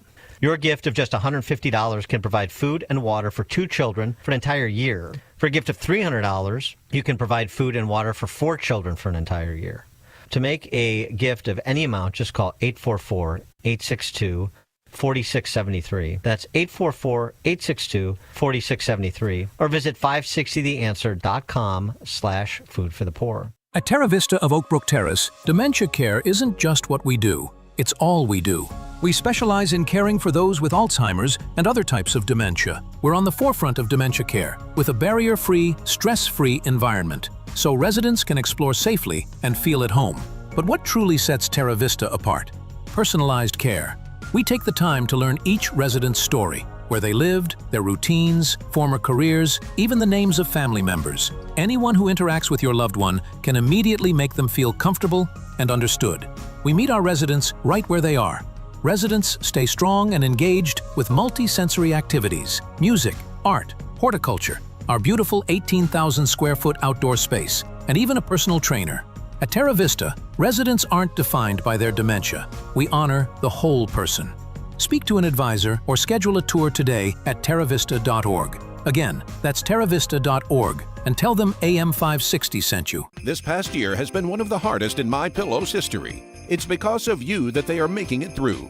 They want to thank you for your continued support by passing on some Christmas specials to our listeners. Get the Children's Bible Story Pillow 5-pack for $29.98. My Slippers with a free bottle of leather protectant spray for $39.98. Blankets, comforters, and duvets for as low as $25, and a blowout sale on the standard MyPillows for just $14.98.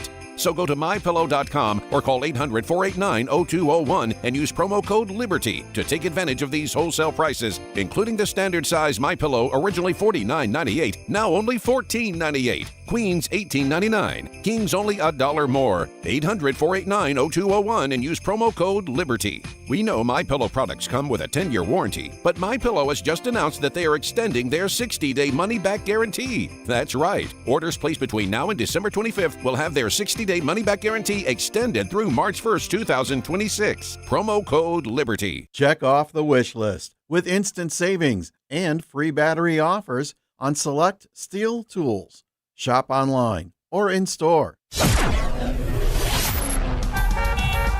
Taking a look at the roads from the Team Hochberg Traffic Center, I'm Sue Aller. It is still stop and go on the Eisenhower between Mannheim Road and 25th Avenue, but late running construction has been cleared away. So it's 32 minutes inbound from the Jane Addams to the old post office. Outbound is 29. And if you're traveling on the Eden, that looks real good right now. Just 15 minutes in both directions from Lake Cook to Montrose. Inbound on the Kennedy from O'Hare to the Byrne Interchange is 19 minutes. Outbound is 22. The inbound Stevenson from the Tri-State to Lakeshore is 18 minutes, outbound is 15. The Dan Ryan from 95th to the Byrne Interchange, 17 minutes, outbound is 11, starting to get a little bit slow in the express lanes inbound as you approach the Stevenson. This report is a service of Supershore. Do you own a small business? You need to hear this as seismic shift is coming. It's time to get Supershore. Not kind of sure, not pretty sure, not a little sure, but Supershore. The seismic shift is coming. Supershore coming soon. Chicago's Morning Answer continues next, but now a check of your forecast from the National Weather Service. Today, expect freezing fog in some areas this morning, followed by a mix of clouds and sun. Be cautious of slippery spots early on. The high will reach 38 degrees. Tonight, it'll be overcast and not as cold. It will become breezy late with occasional rain and drizzle towards dawn. The low will be 33 degrees, but temperatures will rise into the mid-40s.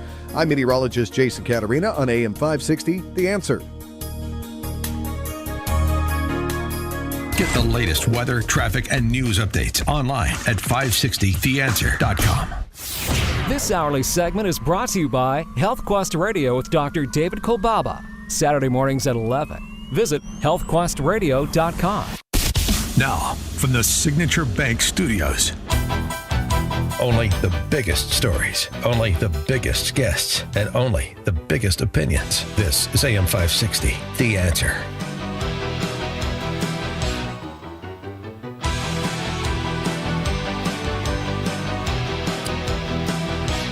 Top of the morning, Dan Proft here. Robert Gomez is the owner of Beat Kitchen in Chicago. And he's had one of his Beat Kitchen restaurants on the Riverwalk for the past 3 years. But not anymore. And he's not happy about it. Fox Chicago reporting. I suspected foul play, but what came out of the FOIAs was far more egregious than we could ever imagined. The abuse was unreal. A popular Chicago restaurant and music venue has filed a federal discrimination suit against Mayor Brandon Johnson administration in the city of Chicago. He alleges he lost a permit to operate his business on the Riverwalk because of his race. Internal communications in the city reveal that city officials had sought to steer it, allegedly, to an African-American-owned business. What the facts are is that in the evaluation process, when they were evaluating the two proposals, they were making repeated comments about a preferred race and gender. I mean, there's so much more to it, so much more to unpack. They also were extremely biased in their scoring when they were looking at the two proposals. Adding to that, I was the only applicant to submit a proposal on time. There really was only me to deal with. They solicited an application from someone else to put a proposal together after the deadline. The lawsuit really is about reform and forcing this committee to abide by federal law. Catch the latest on this story at Fox 30. Gomez ultimately moved his lawsuit out of Cook County and into federal court, offering this explanation to the I-Team, ABC7. The federal government funded the development of the Riverwalk. All of it is there because of the dollars that we receive from the federal government. And that made the whole process beholden to federal law, rules, and regulations. And it spells out very clearly how a vendor is to be selected and the process that has to take place. And that's why you moved it from county court to the federal court. Correct. Yeah, and he also has a better chance of success in federal court than he does in the identitarian-addled state courts in Illinois, of course. So what? So what's the problem? I mean, you can file your suit all you want. It's your right as an American, but what's the problem? Beat Kitchen was on the Riverwalk, but now the Johnson administration, BLM Brandon and the boys, want Hare's Gulf Shrimp to be in that spot. Yeah? So? It's a racial spoil system. That's how it works in Chicago, the city that works. Well, so, does Gomez have a beef? Pun intended. 312-642-5600, turnkey.pro answer line. A minority-owned business, Beat Kitchen, supports the city's stated commitment to equity. Equity grounded in transparency, consistent rules, and lawful process. That is genuine equity. There's no such thing as genuine equity, Bobby Gomez. Genuine equity. What is that? Genuine equity is when you win and somebody else doesn't? Why? If they said equity is based on identitarian score. So if Harris Golf Shrimp comes along or is brought along and has a higher identity score than you, then that's just how the game is played.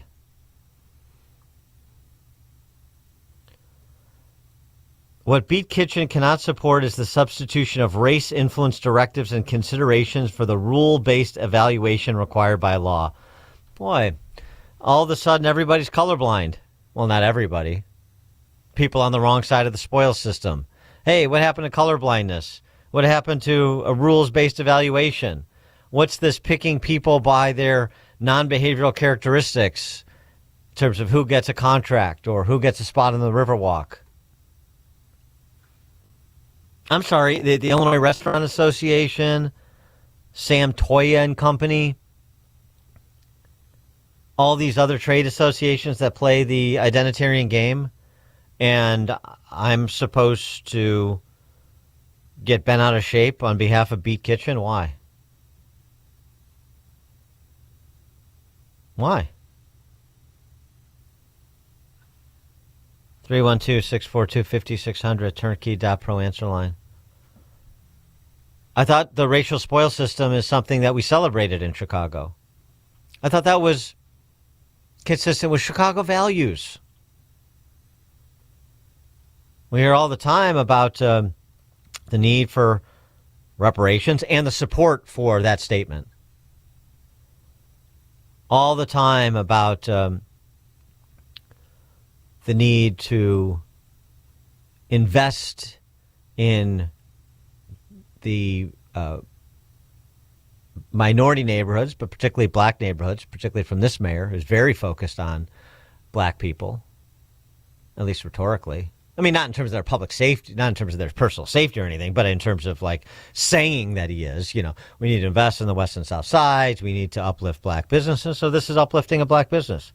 Oh, so fine. So they didn't file a proposal by the deadline. We're talking equity here. You can blur those lines. Robert Gomez runs a good business and Beat Kitchen's been there for 3 seasons and people like it. Yeah. Well, that's nice, but they'll like Harris Golf Shrimp too. Time for somebody else to get a chance. And we're going to do it based on the people we like and against the people that we don't. The people that we think deserve it more than somebody else. What's wrong with that? And by the way, the honkies practice this. Don't think Daley didn't practice the racial spoil system or the ethnic spoil system. So why stop now? Everybody does it. Why can't BLM Brandon?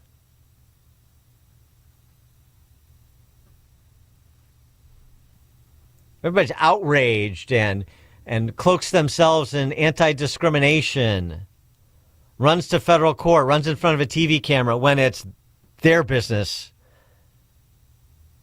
who comes up when the wheel stops spinning. And then we're all supposed to rally to them while they sat idly by or aggressively participated in promoting the racial spoil system. It's great when I benefit. It's not so great when I don't.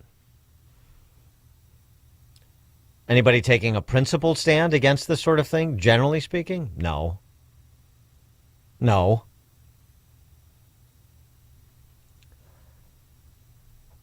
David in Bristol, Wisconsin. David? Yeah. Yep, you're on. Go ahead, hear me? David. Yep.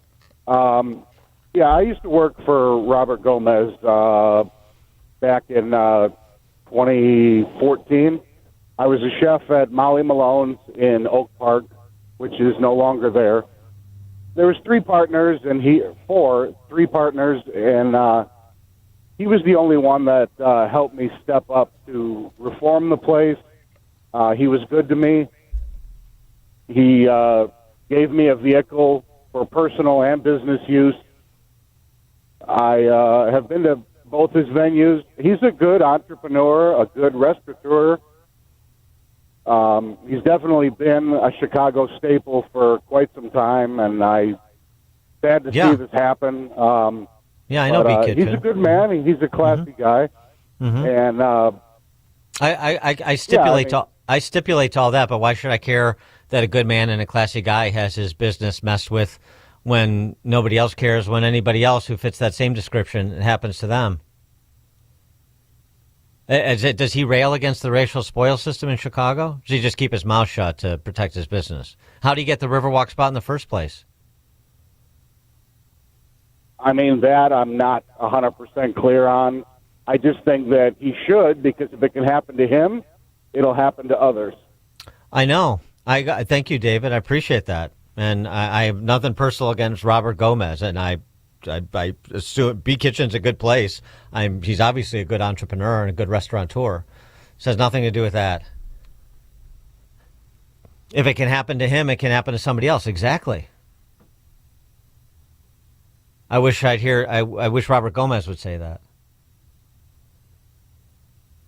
And I wish all the people who flack for the racial spoil system would say that. This is exactly the problem.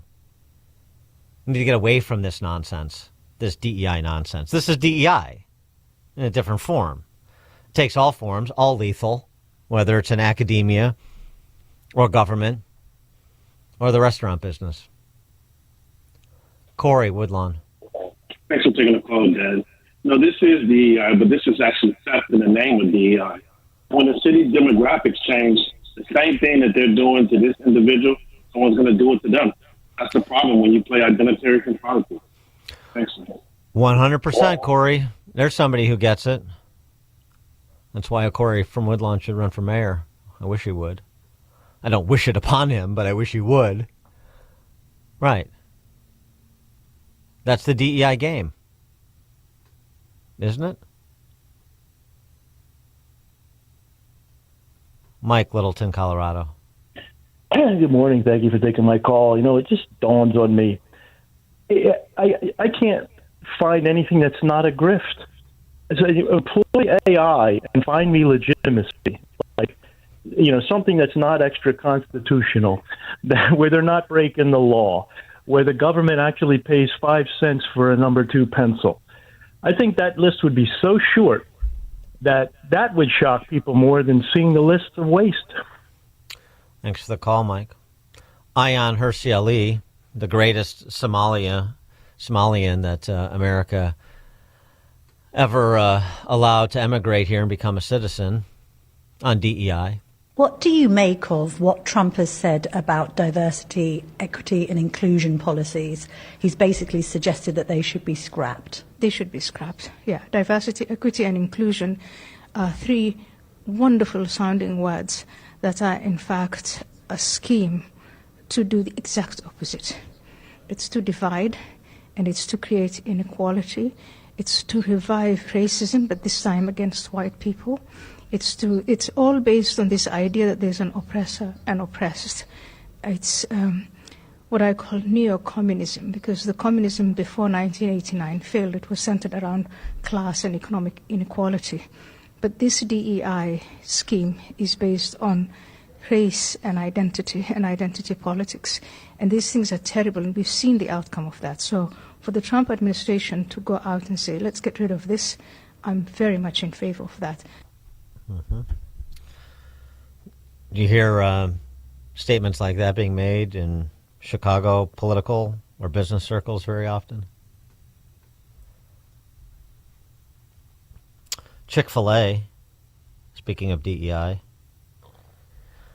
Chick-fil-A got some blowback when they posted congratulations to the happy couple. Dougie and Toby recently got married, and there's pictures of Dougie and Toby, including either Dougie or Toby lifting up either Dougie or Toby, sort of the same way that Serena Williams' husband lifted her up on the beach in that infamous picture. The response from Chick-fil-A to people critical of celebrating that union. Thank you for contacting Chick-fil-A Cares. Chick-fil-A embraces all people regardless of race, gender, ethnicity, sexual orientation, or gender identity. Chick-fil-A is committed to being better at together by embedding diversity, equity, and inclusion in everything we do. We strive to provide a welcoming and inclusive place for everyone. We do this by focusing on Chick-fil-A's 4 corporate social responsibility pillars: caring for people, caring for our communities, caring for others through our food, and caring for our planet. To learn more, visit our Giving Back page and our Diversity, Equity, and Inclusion page. Wonder if Truett Cathy is rolling in his grave over at Chick-fil-A. The full-throated embrace of DEI. Ron, Southside. Hey, Dan. Well, a couple of things. First of all, you pointed it out correctly. First of all, Brandon doesn't care about black people's safety. He doesn't care about black children knowing how to read and do math. But now, I enjoy Cares Gulf Shrimp. I go over there occasionally when I have a taste for shrimp, but that story disturbed me. It really did. This gentleman has run a good business, has paid his taxes, given consumers a product that they want. But again, I was on this station and other stations and was telling people if they listen to that idiot, that disgraceful puppet of the teachers union, this is what they were going to get. So you get in government what you deserve. And I wish the best for that guy, and I hope he gets whatever he can from the suit. But Brandon is just a piece of trash. Have a good day. Thanks, Ron. I mean, I get it, and I feel bad. I mean, it shouldn't happen to any business. I'm sorry it's happening to Robert Gomez's business, but at the same token, we're all in it together, except it's really every man for himself. How many stories that have we done about businesses that have been mistreated, even torn asunder by the city of Chicago or the state of Illinois? And the response was what? Everybody rallying to support businesses? Some were allowed to stay open during the shutdowns and some were not. I mean, that's just perhaps the most high-profile example. But I'm supposed to be indignant over the racial spoil system that otherwise receives negligible pushback, except perhaps on this show or in a John Cass column, Jeannie Ives' show.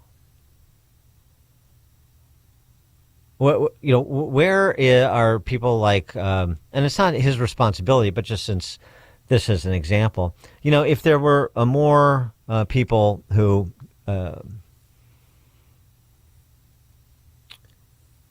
fell out of favor with the city or the state, fell out of favor with the state, generally speaking,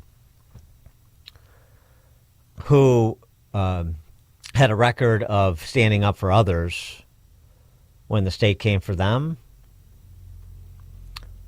I think I'd be a little bit more interested. But since there are so few people and so few businesses who fit that bill, at the restaurateur level, at the C-suite level, I'm almost to the point, another business gets pushed out of Chicago, another restaurant gets switched out for a preferred restaurant, or, the same thing happening in any other sector. Vendor for vendor, contractor for contractor. I'm supposed to kick up dust about it when that's the way the kleptocracy works. You didn't know? Deborah, Arlington Heights. Morning, Dan. Excuse me. There's companies that make big money by going into other companies and pushing those talking points, because you hear those same talking points from that Chick-fil-A put out. You hear that like almost verbatim in, like other businesses. And then look into churches, too, because the same thing there. Yep. Thanks for the call, Deborah. Tom, Blue Island. Well, Dan, you took my thunder there a little bit, but I find it amazing that these people are shocked. They just, there's too many people that fail to realize that the communists will get to them eventually. They kept their mouths shut while the other people's businesses were being shackled, and now it happens to them, and they don't know how to respond. Yeah, not fair. All of a sudden, it's not fair. Thanks, Tom. I thought you were going to eat me last. I was good. I played along. I made the right donations. I kept my mouth shut. Dan Proft, Chicago's Morning Answer.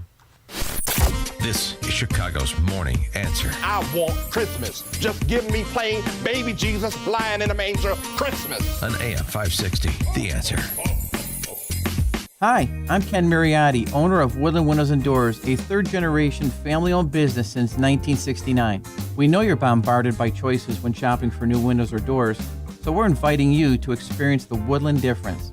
For decades, we have been transforming living spaces with Marvin Windows, a fifth-generation family business. Marvin replacement windows have been known to increase the warmth of your cold rooms by 10 degrees. Think about that, 10 degrees warmer. When you welcome Woodland into your home, you will get a product expert to transform your living spaces, full-time, dedicated professional installers that you can trust in your home, along with the best products like Marvin. These are the reasons we're proud of our 5-star reviews and family legacy. No gimmicks, no pressure, and upfront pricing are why Woodland Windows and Doors is your trusted window and door expert in Chicagoland. Visit woodlandwindows.com to book your free in-home expert consultation. That's woodlandwindows.com, or stop by our showroom at the corner of Lake and Geary in Roselle. AM 560, The Answer.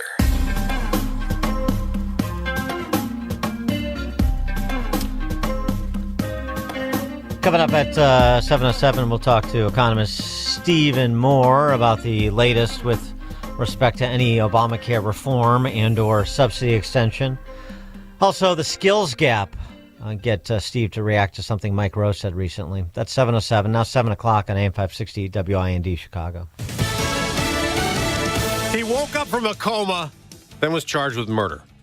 I'm Dave Anthony, Fox News. In his hospital room, the surviving gunman in Sunday's terror attack in Australia, Fox's Steve Harrigan is there. The footbridge where the two shooters operated from, just over my right shoulder, they fired downhill at about 50 yards, attacking a group of Jews gathered for the Hanukkah celebration right on this iconic beach.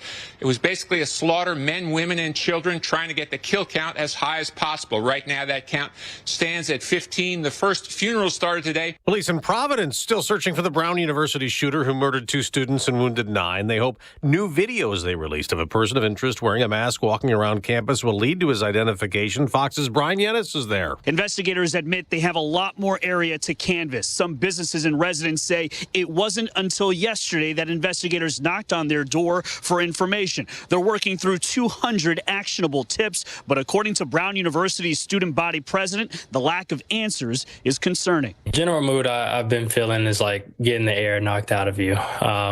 It's pretty sad on campus. President Trump posted on Truth Social this morning, why did Brown have so few security cameras? There's no excuse for that. And Fox's Jonathan Savage reports he also posted something else. President Trump accused Venezuela of stealing U.S. assets as well as terrorism, drug smuggling and human trafficking. He says he's ordered a total blockade of sanctioned oil tankers trying to enter or leave Venezuelan ports. Last week, the U.S. military seized an oil tanker off the coast of Venezuela.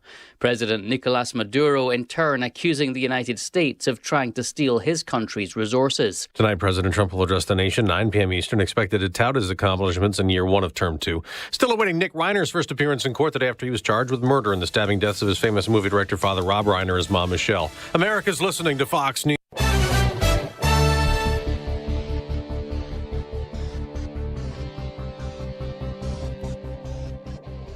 morning. It is 34 degrees here in Chicago on AM 560 The Answer. I'm Stace Keene in the AM 560 newsroom. Governor J.B. Pritzker says he was not given any notice before he found out U.S. Customs and Border Patrol Commander Gregory Bovino was back in Chicago yesterday.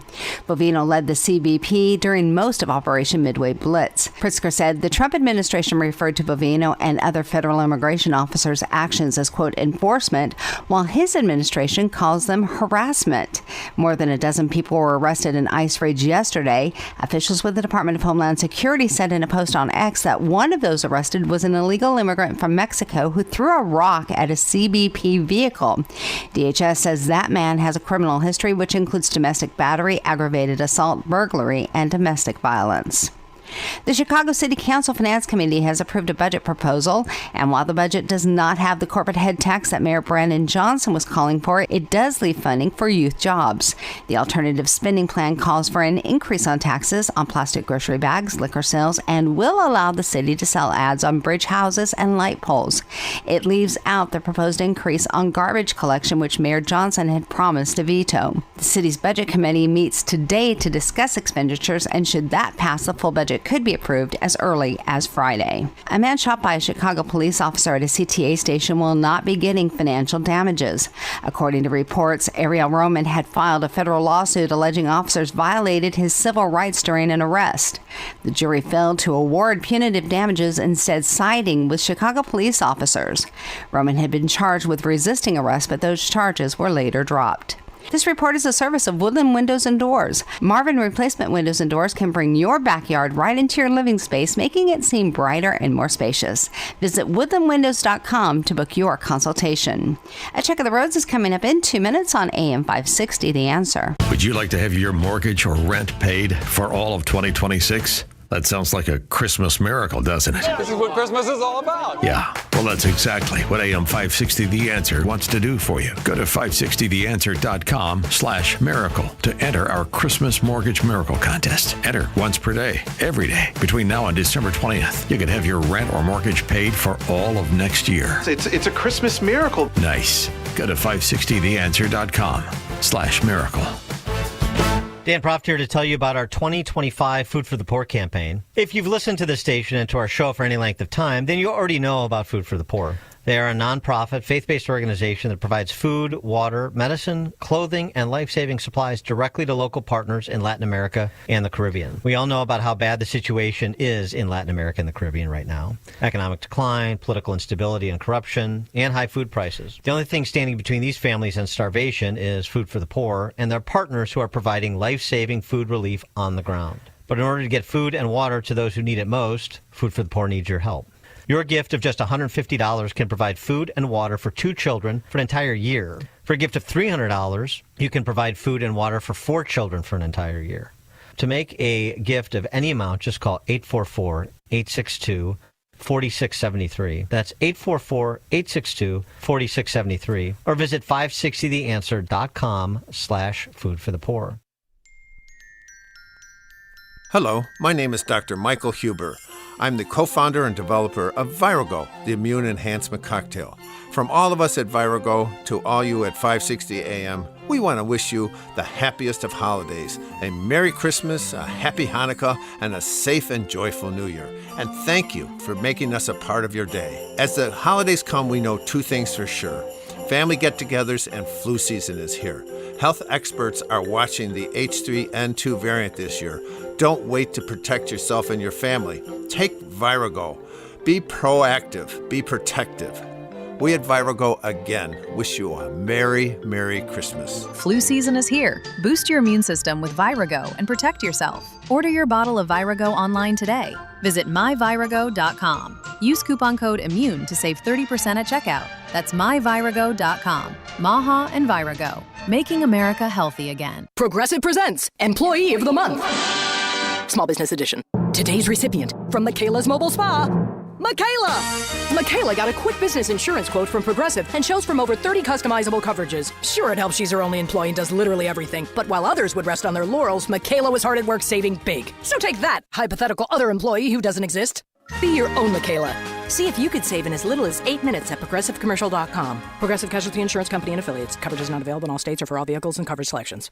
I'm Ed Evans, CEO of Consumer Cellular. No, we're not one of the big guys. Truth is, we don't want to be. If you're over 50, Big Wireless probably has you paying for more data than you might need. You could be throwing away thousands over a lifetime. Our entry-level data plans start at just $20 a month. And for a limited time, switch and get your second month free. Call 1-888-FREEDOM, visit consumercellular.com or a store near you and get your second month free today. Plans include $5 credit for auto pay and e-billing. See site for additional details. We couldn't decide if we needed in-home care for Dad. Right. Just some help here and there with bathing, organizing his meds, a walk through the neighborhood. Oh, exactly. But everywhere we looked, we had a 4-hour minimum. It was more care than he needed. And it didn't make sense to spend extra for it. Then we found Senior Helpers of Naperville Southwest. No minimum hours. We were shocked. Now a caregiver stops by once or twice a week for just an hour or two to help with the small things that make a big difference. And Mom loves the visits. It's not just help, it's companionship. At Senior Helpers of Naperville Southwest, we understand that not every family needs round-the-clock care. We serve DuPage, Cook, Kane, Kendall, and Will counties. We conduct free in-home assessments and we guarantee compatibility. Call Senior Helpers of Naperville Southwest today at 331-281-0728. Again, that's 331-281-0728. And tell them AM 560 sent you. Senior Helpers of Naperville Southwest. Senior care, only better. Honey, what's for dinner? Honestly, nothing. Nothing? Why not? Because every time I need a pan, I have to unload half the kitchen first. It's like Jenga, but with casserole dishes. Exactly. And I always lose. At Forever Remodeling, we create kitchens that fit your life, not the other way around. From smart storage to stunning finishes, start cooking in a kitchen built just for you. Visit foreverremodeling.com. That's the number 4, everremodeling.com. Taking a look at the roads from the Team Hochberg Traffic Center, I'm Sue Eller. Jam-packed on the inbound Eden this morning with a collision taking out the left lane at Skokie Road, so it's 28 minutes from Lake Cook to Montrose on the inbound side. Outbound still looks good at 15. Inbound Kennedy from O'Hare to the Burn Interchange, 28 minutes. Outbound is 22. Watch out for a collision on the Tri-State northbound just before the 83rd Street Toll Plaza. And the Eisenhower inbound from the Jane Addams to the Old Post Office is 42 minutes. Outbound is 26. Inbound Stevenson from the Tri-State to Lakeshore, 27 minutes. Outbound is 17. The Dan Ryan is 20 minutes. Inbound from 95th to the Burn Interchange. Outbound is 11. This report is a service of AlmostFreeTeeth.com. Think full mouth dental implants are too expensive? Think again. Not at AlmostFreeTeeth.com. With medical insurance, you could save thousands and receive your finally affordable dream smile. Check if you qualify today at AlmostFreeTeeth.com. Chicago's Morning Answer continues next, but now a check of your forecast from the National Weather Service. Today, expect freezing fog in some areas this morning, followed by a mix of clouds and sun. Be cautious of slippery spots early on. The high will reach 38 degrees. Tonight, it'll be overcast and not as cold. It will become breezy late with occasional rain and drizzle towards dawn. The low will be 33 degrees, but temperatures will rise into the mid-40s. I'm meteorologist Jason Caterina on AM 560, The Answer. Get the latest weather, traffic, and news updates online at 560theanswer.com. Now, from the Signature Bank Studios, this is Chicago's Morning Answer Merry Christmas. on AM 560. Ho, ho, ho. The Answer. Top of the morning, Dan Proft here, and Mike Rowe from Dirty Jobs, Deadliest Catch, Discovery Channel fame, as you know. Mike Rowe recently offered these comments about the skill gap and labor participation problem in America. Take a listen. We got a skills gap. It's wide. It's big. We got 7.2 million men who are not participating in the workforce, not looking for work. We got $1.7 trillion in student loans on the books. We got 7.6 million open positions that don't require a 4-year degree. And yet, we keep lending money we don't have to kids who are never going to be able to pay it back to train them for jobs that don't exist anymore. If we want to close the skills gap, we got to make a more persuasive case for millions of good jobs that nobody knows about and nobody understands. These are 6-figure jobs or opportunities that lead straight to a 6-figure career. They're everywhere. And if we don't reinvigorate the trades, I'm afraid the president's best efforts to bring manufacturing back to these shores is going to run into a real roadblock. We need an enthused workforce, skilled for the jobs that are out there. Yeah, well said. As I was telling you, I'm a railroad mechanic. I've been doing that for 25 years. I've been doing side work. To that point, the point that Mike Rowe makes and has been making for some time and has a foundation to support the efforts that he believes needs to be made. Palmer Luckey, who is a successful entrepreneur, you may know the name from his time at Facebook, where he was the VR Oculus guy. He now runs a company called Anduril, which is a military tech company. And he had this to say about this reindustrialization of America that is being much discussed, but maybe there's a little bit of a gap. Speaking of the skills gap, there's a little bit of a reality gap between the rhetoric from politicians and corporate types alike about reindustrialization and what is or is not actually happening on the ground.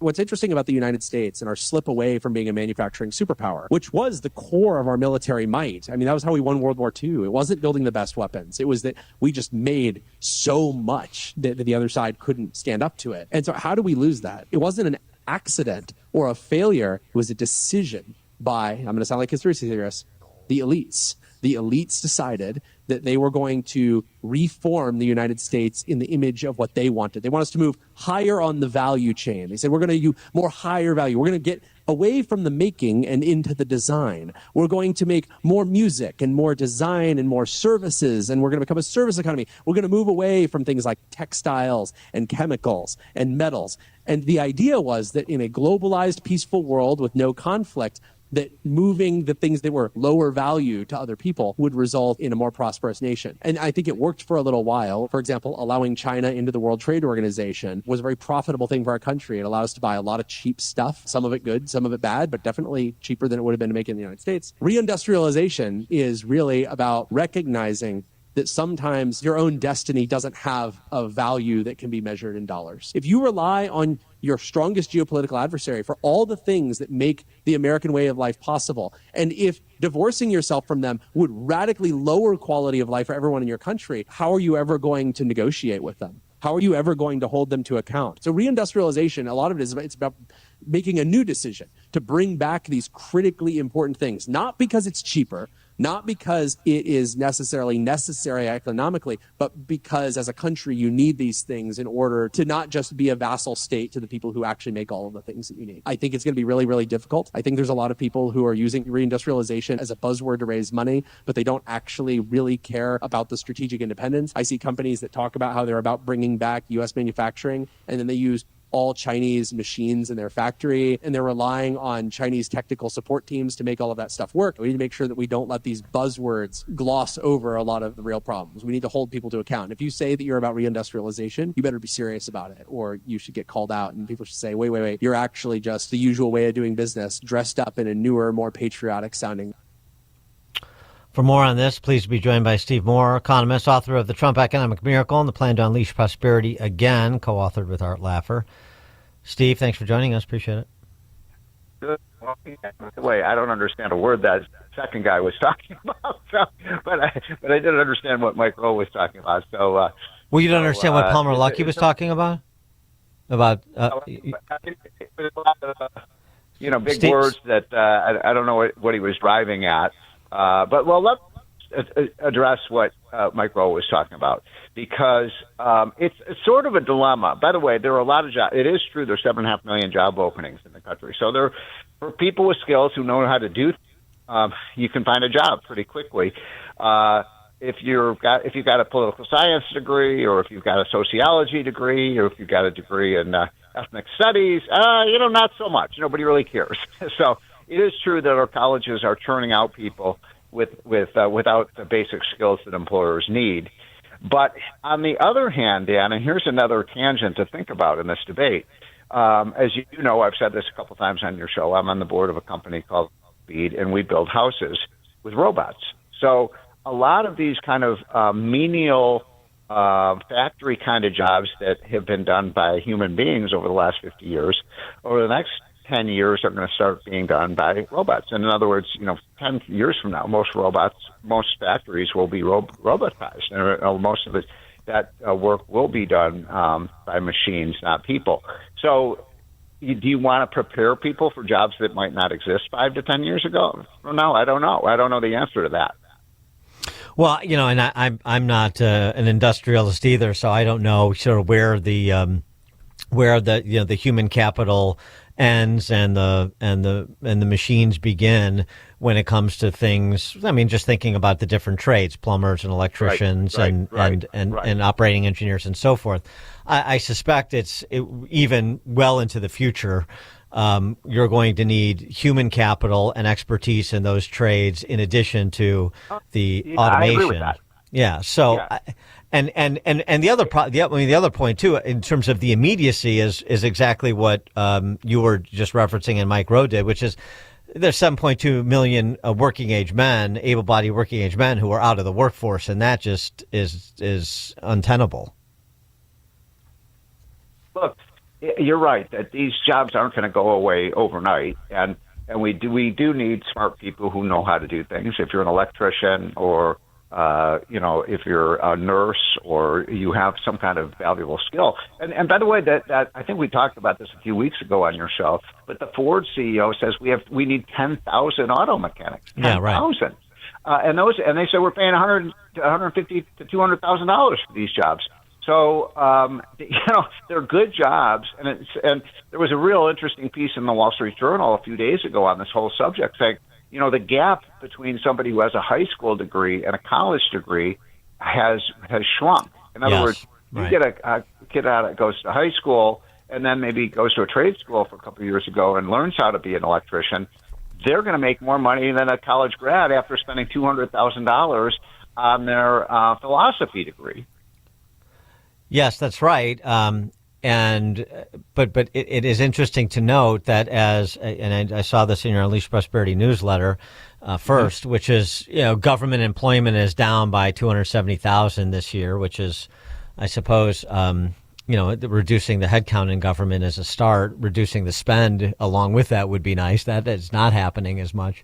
But unemployment is ticking up apparently, and it speaks to this sort of a problem of getting especially able-bodied men into the workforce who are on the sidelines because it's, government jobs go down and the unemployment number goes up. That's not a good sign either.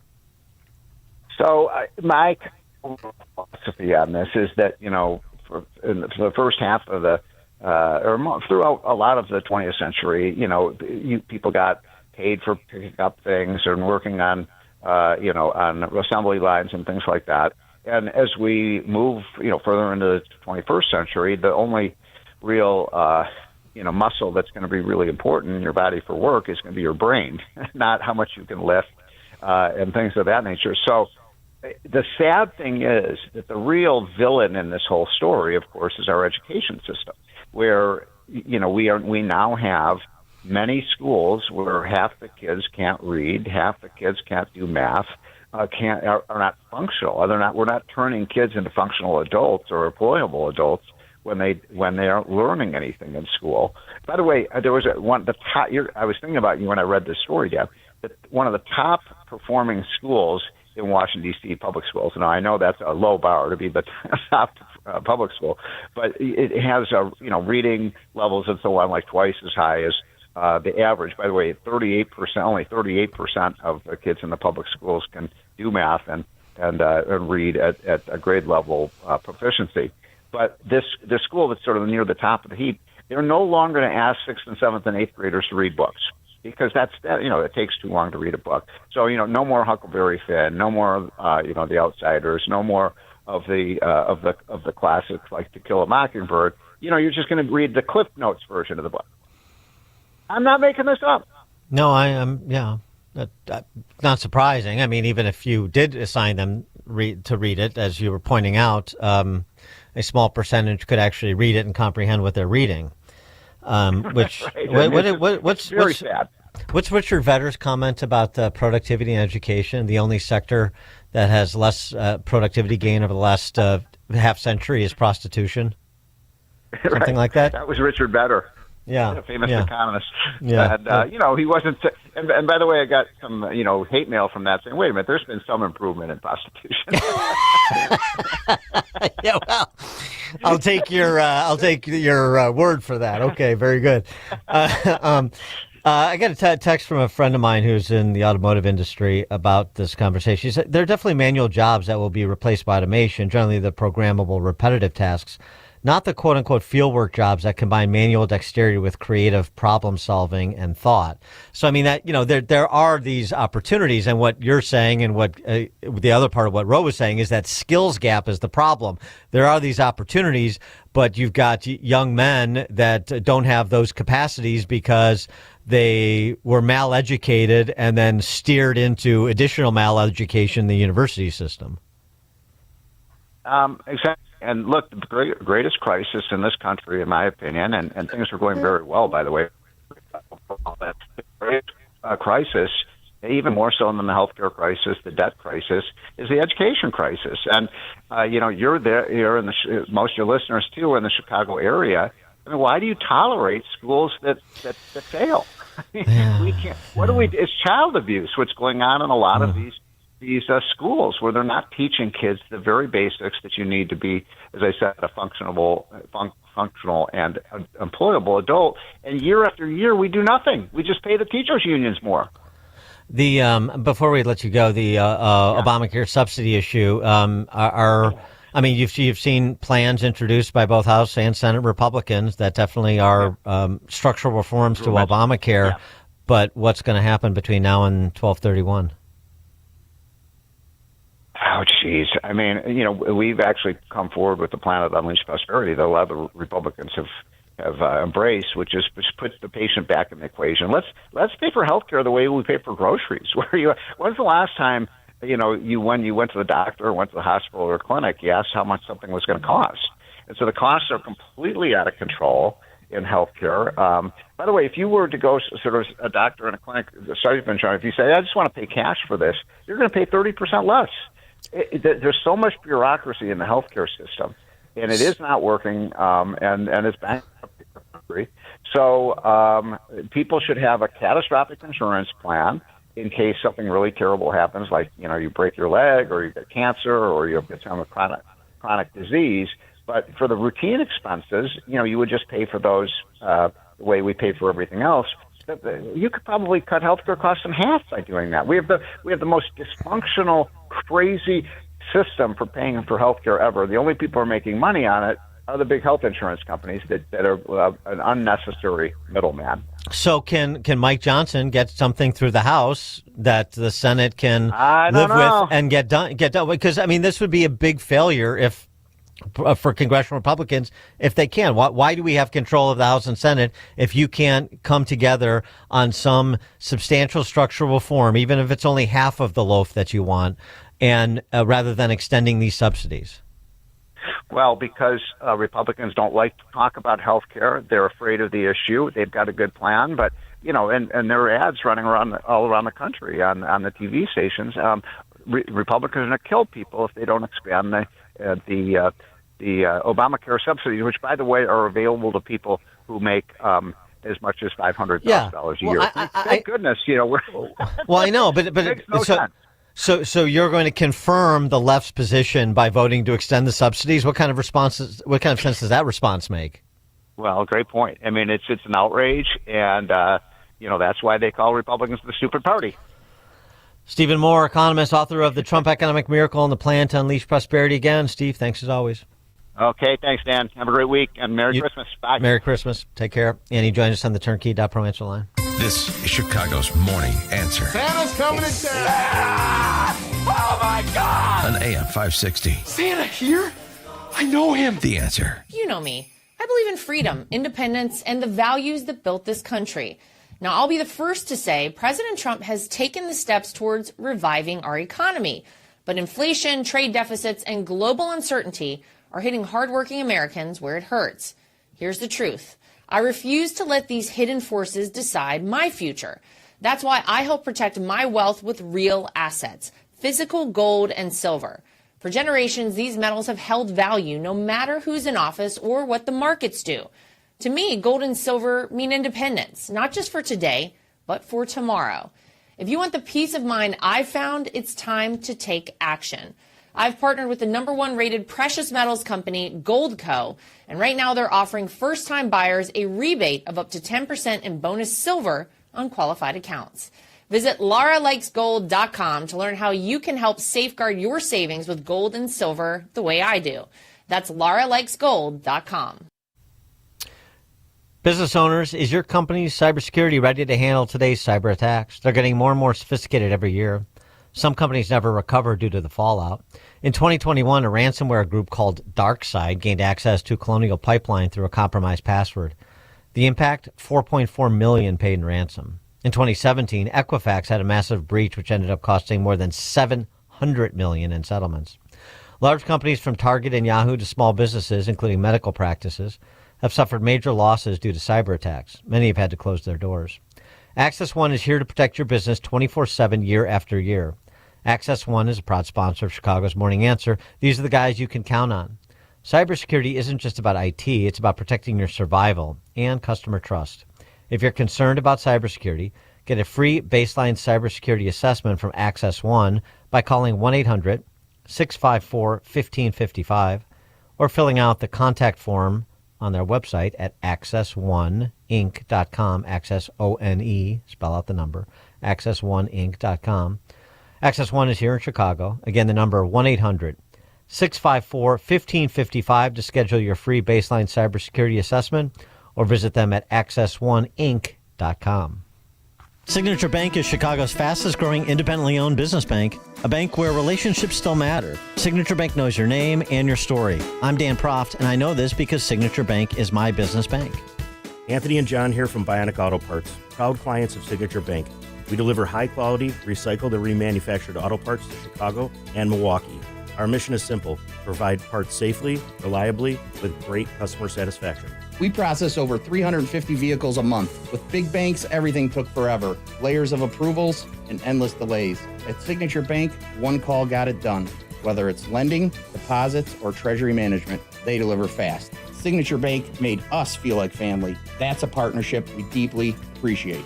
Signature Bank helps local businesses succeed. Want to learn how Signature Bank can help turn your business vision into reality? Call Signature Bank at 773-467-5600 or visit signaturebank.bank. Member FDIC, Equal Housing Lender. Dan Proft here to tell you about our 2025 Food for the Poor campaign. If you've listened to this station and to our show for any length of time, then you already know about Food for the Poor. They are a nonprofit, faith-based organization that provides food, water, medicine, clothing, and life-saving supplies directly to local partners in Latin America and the Caribbean. We all know about how bad the situation is in Latin America and the Caribbean right now. Economic decline, political instability and corruption, and high food prices. The only thing standing between these families and starvation is Food for the Poor and their partners who are providing life-saving food relief on the ground. But in order to get food and water to those who need it most, Food for the Poor needs your help.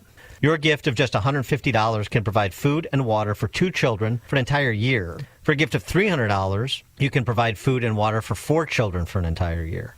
To make a gift of any amount, just call 844-862-4673. That's 844-862-4673. Or visit 560theanswer.com/foodforthepoor. AM 560, The Answer. Silent night, holy night. It's okay, everything's bright. Round that virgin chick, she had a kid. He grew up to be famous, you all know what he did. Sleep, it's quiet in heaven. Sleep, heavenly peace. Merry Christmas, everybody. Yeah, that's our brother in sound, Joe Piscopo. Remember Piscopo on Saturday Night Live? Great Sinatra impersonator. Good stuff. All right, let's check the headlines. Good morning. It is 35 degrees here in Chicago on AM 560 The Answer. I'm Stace Keene in the AM 560 newsroom. Governor J.B. Pritzker says he wasn't given any notice before he found out that U.S. Customs and Border Patrol Commander Gregory Bavina was back in Chicago. More than a dozen people were arrested in ICE raids yesterday. Officials with the Department of Homeland Security said in a post on X that one of those arrested was an illegal immigrant from Mexico who threw a rock at a CBP vehicle. DHS says that man has a criminal history which includes domestic battery, aggravated assault, burglary, and domestic violence. The owners of the View restaurant in Bridgeview say it could be a couple months before they're able to reopen following a pipe burst early this morning. ABC News Chicago reports that nearly a foot of water flooded the restaurant's dining room. Frozen pipes and sprinklers over the past several days are suspected as a cause. And seniors have until March 1st to apply for property tax relief. Qualifications for the Senior Tax Deferral Program. More information can be found at cookcountytreasurer.com. This report is a service of AlmostFreeTeeth.com. Think full mouth dental implants are too expensive? Think again, not at AlmostFreeTeeth.com. With medical insurance, you could save thousands and receive your finally affordable dream smile. Check if you qualify today at AlmostFreeTeeth.com. A check of the roads is coming up in 2 minutes on AM 560 The Answer. Would you like to have your mortgage or rent paid for all of 2026? That sounds like a Christmas miracle, doesn't it? This is what Christmas is all about. Yeah, well, that's exactly what AM 560 The Answer wants to do for you. Go to 560theanswer.com/miracle to enter our Christmas Mortgage Miracle Contest. Enter once per day, every day, between now and December 20th. You could have your rent or mortgage paid for all of next year. It's a Christmas miracle. Nice. Go to 560theanswer.com/miracle. Ready for some holiday magic? Pack up the family and cruise over to Go-Bert's Farm in Pingree Grove, where 2 incredible Christmas light shows are waiting to light up your night. First up, the Go-Bert's Christmas Drive-Thru Light Show. We're talking millions of lights synchronized to music that'll have you cranking up the volume. Picture this: dancing penguins getting their groove on, snowflakes cascading all around you, reindeer galloping through enchanted fields, plus a dazzling tunnel of lights that's pure Christmas magic.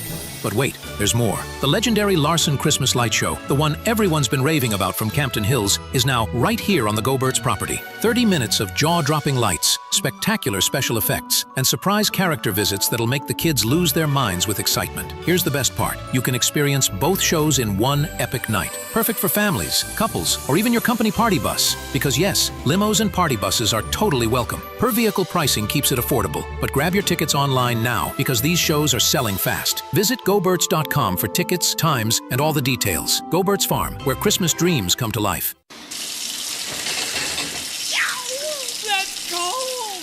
Don't get stuck with a cold shower this fall. Give CenterGuard Plumbing a call. Get a new 40-gallon water heater installed for just $1,195 for standard installation, or a 50-gallon heater for $1,295 standard installation. A proud new sponsor of AM 560, CenterGuard is offering specials on new water heaters. Don't wait. The cold temperatures are coming, and the same can happen to your water heater. If you're having hot water issues or your water heater's over 8 years old, take advantage of this fall special today. CenterGuard Plumbing is Chicagoland's same-day water heater experts. Call before noon, and they can schedule your repair or install the same day on in-stock water heaters. They'll even haul away your old one, no charge. You're only a text away from install today. Call 847-406-8883. Mention AM 560 to receive fall special pricing. That's 847-406-8883. Call or text 847-406-8883 or visit CenterGuardPlumbing.com. Nothing makes a gathering great like Eggland's Best Eggs. They're just so delicious with better nutrition, too. For us, it's eggs any style, as long as they're the best. Eggland's Best. Taking a look at the roads from the Team Hochberg Traffic Center, I'm Sue Aller. What a mess on the inbound Eden. It is completely jammed. 2 left lanes are blocked at Skokie Road. This is all because of a collision, so it's 47 minutes from Lake Cook to Montrose. Outbound is 20. The Kennedy inbound from O'Hare to the Byrne Interchange, 31 minutes. Outbound is 35. The express lanes inbound starting to slow down, heading towards Ohio Street. The Eisenhower is 45 minutes inbound from the Jane Addams to the old post office. Outbound outbound is 36. Inbound Stevenson is 32 from the Tri-State to Lakeshore. Outbound is 17. 22 minutes inbound on the Dan Ryan from 95th to the Burn Interchange. Outbound is 12. This report is a service of Supershore. Do you own a small business? You need to hear this. A seismic shift is coming. It's time to get Supershore, not kind of sure, not pretty sure, not a little sure, but Supershore. The seismic shift is coming. Supershore coming soon. Chicago's Morning Answer continues next, but now a check of your forecast from the National Weather Service. Today, expect freezing fog in some areas this morning, transitioning to a mix of clouds and sun throughout the day. Be cautious of icy patches early on. The high will reach 38 degrees. Tonight, it will be mostly cloudy and not as chilly. It will turn breezy later on with intermittent rain and drizzle possible by dawn. The low will be 33 degrees, but temperatures will climb into the mid-40s. I'm meteorologist Jason Caterina on AM 560, The Answer. Get the latest weather, traffic, and news updates online at 560theanswer.com. Now, from the Signature Bank Studios. If you're looking for the latest news, insight into what it means, and the sharpest opinion, there's only one station in Chicago where you can turn, and it's this one. We're AM 560, The Answer. Como humanos que somos, les diría que As humans, pues nos I will call out for your porque help. tenemos diferentes If you have an opportunity como to lo have a mencioné, good life si tú with tienes many una blessings, oportunidad but de you can tener una actually mejor change the vida, life of a tú puedes child también in a ayudarnos basic need a que such las as food. personas que tengan You then una can also be a economía blessing to muy people baja, that don't have anything to eat, and they will eat because of you. All right, just updating our Food for the Poor holiday campaign. As I mentioned earlier in the program, we are more than 60% of the way to our goal, so we appreciate everybody who has supported this effort so far, and imploring others who can but have not to do so now. I want to thank some of our business benefactors. I mentioned the donor leadership from the business community, really important here, including but not limited to DC Export Group, DSP Insurance, MS Consulting, South Suburban Humane Society, Nexus Employment, Gatto Plating, Secure Controls, Kaluzny Brothers, Suburban Welding and Steel, Nexus Employment, Brusher Machining, Nature's Believe It or Not by Jeff Tischler, Chris Jacobs' team of Century 21 Circle, and many, many more employers who have signed up for our business benefactor program. Just a reminder on how that works. You're a business owner, or you make the marketing decisions. If you make a tax-deductible gift of $2,500 to Food for the Poor, we here at AM 560 will give you 40 one-minute commercials to profile your business on our airwaves in prime broadcasting hours, Monday through Friday, 5 a.m. to 8 p.m.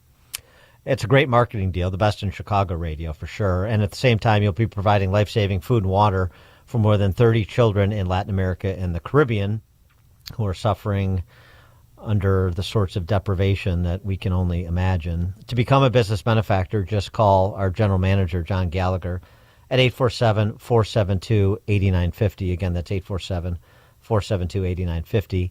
To make a gift of any amount, and we appreciate our individual donors too, any amount helps to get us to our goal and to do as much as we can to contribute to the cause of providing life-saving food and water to starving people and particularly children in Latin America and the Caribbean.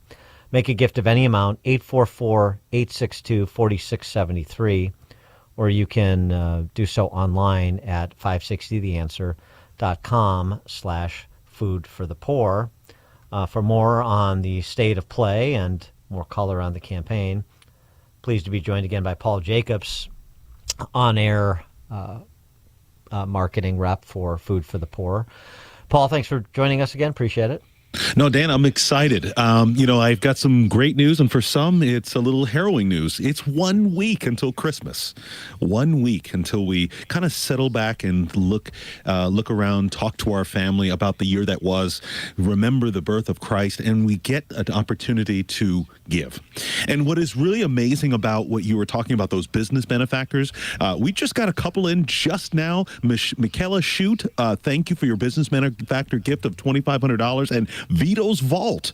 They're out of Chicago, $2,500 gift. Now, Vito's Vault sounds like a business that would be located in Chicago, by the way. Yes. Yes. And I love these businesses that come together at this time of the year, because those 33 children that will eat for an entire year, that will have access to safe water, the basics of life, is all in due part because a business decided to take a moment away from the business of the daily routine of business and look towards children in Latin America and the Caribbean. When we started this campaign, we had 2,500 children on our list. We have less than 1,000 kids, about 970 children still left on our list. And you can be a part of making a difference, saving lives, whether it's a $2,500 business benefactor gift to save 33 children, or maybe you can give a $150 gift that could save 2 children, like James from College Grove, Tennessee, who's listening online, or William and Colleen. I love when couples come together from the plane. They gave $150. From where? From Des Plaines? Oh, okay. Yeah. Oh, great. So how this works, like you're just saying, 2,500 kids providing life-saving food and water. That's our goal, and we're more than 60% of the way there. So as Food for the Poor gets resources in, and you're cobbling together these lists of kids and families in need in the dozen or so countries that you serve in Latin America and the Caribbean, then how does the support from the public, like our listeners, how does that churn into food and clean water for families in Honduras or Jamaica? That is actually the most exciting part about this entire process. It is a listener that gives a tax-deductible gift, whether it's $2,500 or $150 or $500 gift. That gift comes into Food for the Poor. Food for the Poor then turns around, and it's either one of two ways. We can either purchase food in the open market. A lot of times we're actually purchasing food locally in places like Jamaica, where you understand after Hurricane Melissa, economies were devastated. So we're able to get food faster to these communities, to these children, by purchasing locally. Or we have food that's donated from additional partners, food partners, and all we have to do is get the shipping from the ports to the pots that are cooking the food. There are families that are awaiting this, and the most important part about these families, because Food for the Poor in our Florida office has 330 employees. We cannot serve 15 countries for 43 years across Latin America and the Caribbean with just 330 staff members in Florida.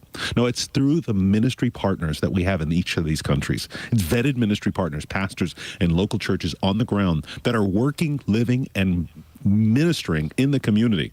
We've got pastors in places like Honduras and San Pedro Sula that are working with the riverbed people. Now, when I say riverbed people, we're not just talking about just some place where you picture Andy Griffith and Opie, fishing off the bridge there or off of a little dock. No, it's families that are living in destitute poverty on a little river just outside of San Pedro Sula that are in desperate need of food and safe water to drink. And your gift does that right now with just 1 week left before Christmas.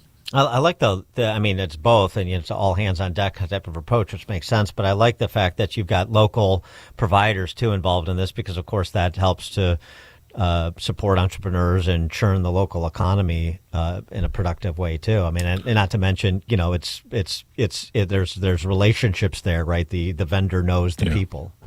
It's interesting. Something happened to me a number of years ago when I was in Guatemala, and I've never forgot it. We were with a pastor, Pastor Ignacio, in Western Guatemala, and he was taking us in the community, and we were going from home to home. First of all, he knew every one of the family members. He knew the children's names. He knew the needs that they had. So it wasn't like just this pastor saying, "Hey, over yonder we've got some poor people. Let me take you over there." No, he knew these families intimately. And then as we were visiting this one mother, her child lay listless, just basically had nothing to eat all day. Pastor Ignacio was saying, "We need to help this entire community." I stepped on a bag and I said, "What is this?"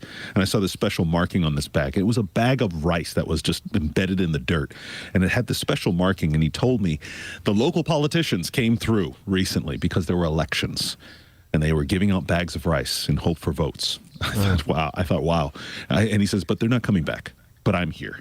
And so we're asking you right now, you're not delivering a bag of rice to a local politician that's going to come through during elections. No, you're going to deliver resources to pastors across our countries, across our landscapes, where Food for the Poor is ministering in Latin America and the Caribbean, so that they can do the work of ministry, not only feeding the body, but feeding the spirit as well. So we're asking you right now, with these 970 children still left on our list, how many of these children can you help us feed with 1 week left till Christmas? And maybe it's an end of the year gift that is tax deductible that will look good for your returns next year. But I know you don't do it for the tax returns. You do it because you're saving lives. Well, and two, I mean, we're just doing our small part here in this larger national campaign in America to provide food and water to as many kids and families in these poor countries as possible. I mean, can you give us a sense, too? It's like, it's sort of like first money in. Obviously, we've already got a lot of the first money in and the first support in, so you're building upon what we've already been describing here in the Chicago market. But just in terms of, this is important what we're doing, but it's a small part of a much bigger program, and we would just want to make sure we hold up our end. Food for the Poor, since Hurricane Melissa, has ministered and been serving about 30,000 families. Now, that's families, not individuals. And your part in that is a part of a larger process to make sure that we can reach every one of those families that have been their lives have been interrupted by Hurricane Melissa. It's been almost 2 months. It's been over 2 months now where these families have been just completely devastated. Your gift is going to be part to making sure that the families have a Christmas dinner. They can have a New Year's dinner. They have dinner up until next year, until their lives can get put back on track. That's one example of the 2,500 children on our list here for this campaign is going to help feed those children in just Jamaica as an example. In places like Honduras, where poverty is rampant, places like Guatemala, where my wife is from, in these pockets of areas where the economy has just completely been upended and it hasn't returned and the jobs have not returned, and families, unfortunately, are wondering, husbands are wondering, do I have to leave my family and go far into the far parts of the countryside to go find work and leave my family unattended to? They don't have to make those hard decisions anymore because of this campaign and Salem Media Group and campaigns like this, because we partner so well together. You're literally helping a family not only feed their children, but also keep them from making the hard decision to leave and break up a family in order to find resources to get their, get food for the next day. And of course, a pastor that can keep his community, keep his congregation together and minister to them as he gives them the food that they need to survive. Yeah, that's, just to repeat for emphasis, because it seems to me like that's the secret sauce, is having those institutions that are not subject to the vagaries of the political landscape in these countries, the churches in these villages and communities, where you have a priest or a cadre of religious leaders that know their people, know how to get to their people, as you were describing, know the specific needs, and it just makes for a much more surgical and efficient operation. Well, yeah. You just think about your community where you live right now, you listening right now, your church pastor, your priest, the congregation that knows intimately the needs of the community. You come into church on a Sunday and you hear that there is a need wherever it may be. It may be a snowstorm and electricity's out. It may be some families that are experiencing loss of employment, and the father is just beside himself. The parents are beside themselves. What are they going to do? Forget about Christmas gifts, just survival. And so Food for the Poor is not, and this is for more than 4 decades now, is not connected with or wrapped and embroiled with all of the politics of the work that is being going on in these countries. It's about saving lives through the church. It's about ministering, because we're a Christian organization, interdenominational organization. Our goal is, as unto the Lord, to make sure that lives are saved, to make sure that we're providing paths out of poverty and transforming lives. And that puts aside political posturing and power and authority. It puts all that stuff aside and gets to the meat of the matter, which is lives saved and futures put back on track, especially children. All right, we're close to meeting our mark. As I said, we need a little bit more help over the next week to get across the finish line. Your gift of $150 can provide food and water for 2 children for an entire year. For $300, that doubles. Food and water for 4 children for an entire year. To make a gift of any amount, 844-862-4673 or online at 560theanswer.com/food for the poor. And once more, the Business Benefactor Program, $2,500 tax-deductible donation to Food for the Poor. We here at AM 560 give your business 41-minute commercials to air on our airwaves to market your product or service to our listeners. Prime broadcast hours, Monday to Friday between 5 a.m., 8 p.m. And to join the Business Benefactor Program, as some of those other businesses I mentioned, you call our general manager, John, at 847-472-8950. Again, that's 847-472-8950. Paul Jacobs, radio manager, on-air fundraiser, Food for the Poor. Paul, thanks for joining us. Appreciate it. Thank you, Dan. Merry Christmas, everyone. Merry Christmas, and Paul joins us on the Turnkey.Pro answer line. This is Chicago's Morning Answer on AM 560. The Answer. If you or someone you love are getting high quotes for dental implants, visit almostfreeteeth.com today. With a medical PPO insurance plan, it's possible to save 90% off on average to be able to smile again. Check if you qualify now at almostfreeteeth.com. With Progressive, renters can save on protection for the things that make your place yours, even things that don't make sense to everyone. People always wonder why I don't get rid of my guitar since I never play. But it's like, what if I actually end up taking lessons? Sure, I've had it for 8 years, but if I get rid of it, then what will my New Year's resolution be next January? Exactly. So bundle your renters and auto and save with Progressive and protect the things that make sense to you. Progressive Casualty Insurance Company and affiliates and other insurers not available in all states or situations covered subject to policy terms and conditions. Stuck in a job that just isn't getting it done? Maybe it's time to go for IT. Whether you're just starting out, switching careers, or a military veteran ready for change, My Computer Career can help you launch a rewarding career in IT in months. No prior experience needed. Why spend years getting a traditional degree when your future in IT can start right now? Take the free career evaluation at mycomputercareer.edu today. Your most powerful upgrade? Your career. Go for it. Go for IT. Financial aid is available to those who qualify, including VA benefits. Listen up, I'm going to be straight with you. Pain doesn't just hurt your body, it steals your life. I know because I've seen it with people I care about. Maybe you're dealing with that right now as well. Here's what I love about Dr. Ashley Caravelli and QC Kinetics. They understand it. They're not pushing surgery. They're not handing out pills. They're using your body's own healing power to fix what's broken. This is cutting-edge treatment. I've talked to people who've been through this. These are real results. No going under the knife. No medication fog, no sitting on the couch recovering, just your body doing what it was designed to do, which is heal itself. QC Kinetics gives you long-term relief. So make 2026 the year you get back to living without pain. They've got weekend appointments, free consultations, and you can use your HSA or FSA spending accounts. Your first consultation is free, so don't hesitate to call to find out more. 312-827-6261 is the number.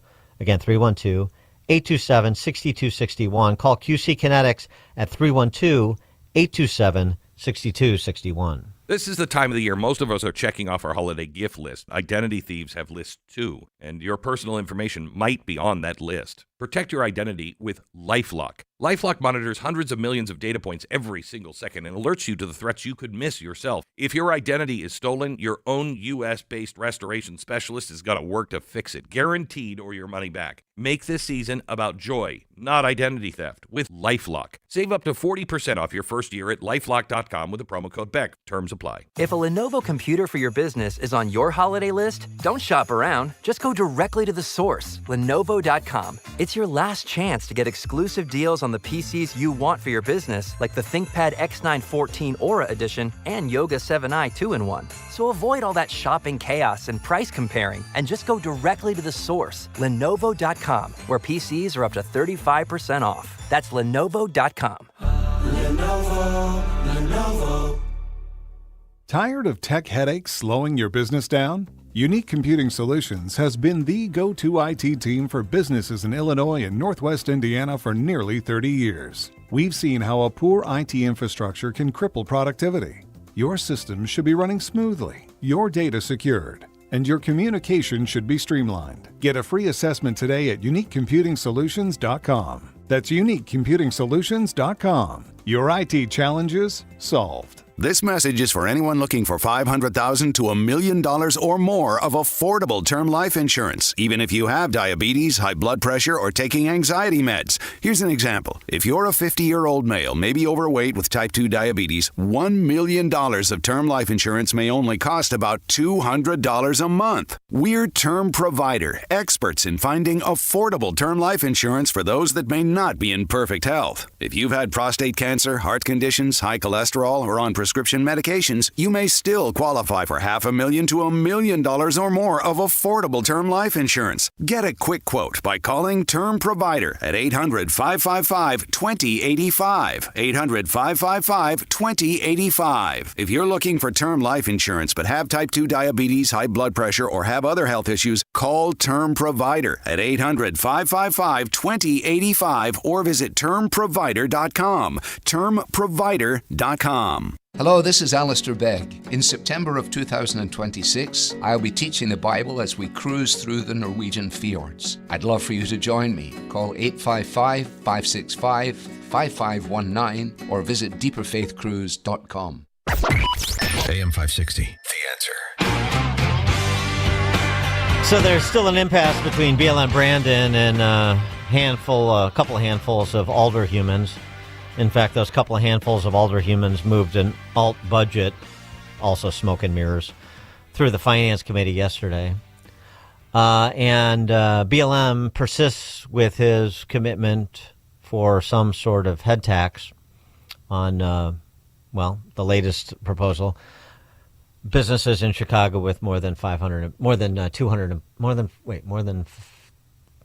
employees, right? Went from 100 to 500. Regardless, he was asked if he can name any business leaders supporting his proposed head tax as, negligible impact, because that's what he's suggesting. And this is how that exchange went. You have talked with us a number of times about how when you talk to the business community, their number one focus is safety downtown, that they aren't blinking at this head tax. I'm wondering if you have any examples of CEOs or CFOs who are in support, people who would be in the category that we're now talking about, the head count number. Any examples of CEOs or CFOs who say, I'm on board? Well, I don't have any examples of CEOs who are not on board. But can you give us an example of one that is? Well, I guess we could draw the conclusion that all of them are, because none of them have said that they are opposed to it. Have you heard a CEO come to you and say that we do not support? Name one CEO that has said out loud that they don't support investing in community safety. Well, an executive of McDonald's put an op-ed in the Tribune. He's not a CEO. Okay, but that's an example of the corporate community pushing back. I'm just asking you, as the mayor, can you give us an example of one that is? What I can tell you is this, that the people of Chicago, because listen, I'm not going to respond to one CEO. 74, 75%, as high as 80% of Chicagoans support challenging these big corporations to pay their fair share in taxes. Who should I respond to? 80% of the people of Chicago, or one individual that has not come forward yet? He's got a point. I mean, if you don't say you oppose, then you support. That's a bit of a logical reach, but he's got a point.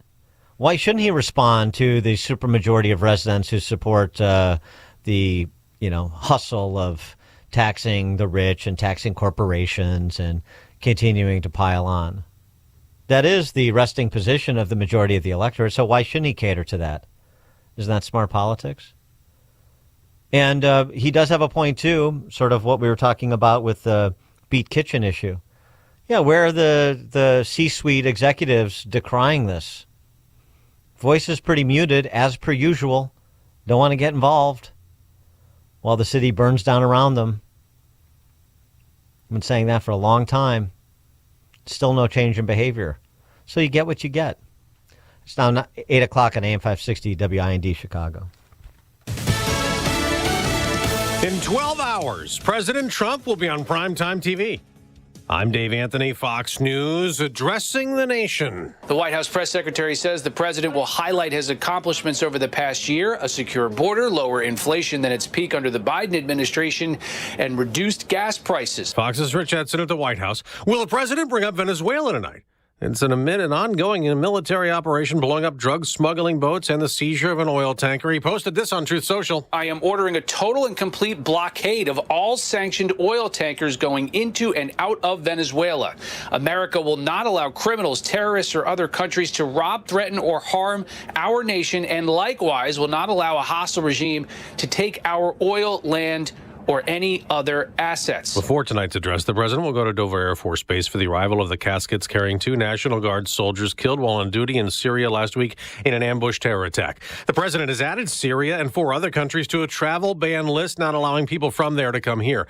Ex-special counsel Jack Smith, who got 2 Trump indictments and criminal cases dropped after the election, faces questions in private this morning at the House Judiciary Committee. Republican Jim Jordan, the chairman, just told Fox, "This was political. This was about going after the Republican Party, and most importantly, it was about going after our candidate for president, President Trump." Still no arrest in Providence in the manhunt for the Brown University shooter who murdered 2 students Saturday, wounding 9 more. The public is anxious and fearful, understandably, because we still do not know the identity of this primary person of interest in this case. Now, we do know that he's 5'8", he's got a stocky build, and now investigators are hoping with newly released enhanced video, someone will recognize the way this person is moving. Fox's Brian Yennis at Brown. In Australia, the surviving gunman in Sunday's terror attack woke up from a coma, then was charged with murder in his hospital room, accused of targeting Jews on Bondi Beach, killing 15 as they celebrated the start of Hanukkah. America's listening to Fox News. Good morning. It is 35 degrees here in Chicago on AM 560, The Answer. I'm Stace Keene in the AM 560 newsroom. A woman is in critical condition after a possible hit and run this morning. According to reports, the victim has been identified as a 40-year-old female. She was discovered by officers in the 3900 block of West 5th Avenue just after 1:30 this morning. She was transported to Mount Sinai Hospital for treatment. City of Chicago's Budget Committee is set to meet today to discuss the city's spending plan. Alders on the Finance Committee passed an alternative budget in their meeting yesterday. That alternative plan forgoes the corporate head tax, which was proposed by Mayor Brandon Johnson, as well as a proposed increase in garbage collection fees, which Johnson had promised to veto. It does include funding, though, for youth jobs. Should the Budget Committee pass their resolution, the City Council could meet as early as tomorrow to review the budget and then vote on the final budget Friday. A man who was shot by a Chicago police officer at a CTA station will not be getting financial damages. According to reports, Ariel Roman had filed a federal lawsuit alleging that officers violated his civil rights during his arrest. The jury failed to award punitive damages, instead siding with Chicago police officers who say they acted in self-defense. Roman had been charged with resisting arrest, but those charges were later dropped. And owners of the View restaurant in Bridgeview say it could be a couple months before they're able to reopen following a pipe burst early this morning. ABC News Chicago reports that nearly a foot of water flooded the restaurant's dining room. Frozen pipes and sprinklers over the past several days are the suspected cause.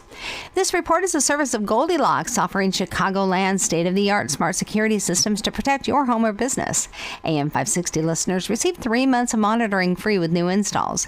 Get peace of mind by calling Goldilocks at 708-889-5600. Again, that's 708-889-5600. A check of the roads is coming up in 2 minutes, but time now for the AM 560 Business Beat, a service of Signature Bank.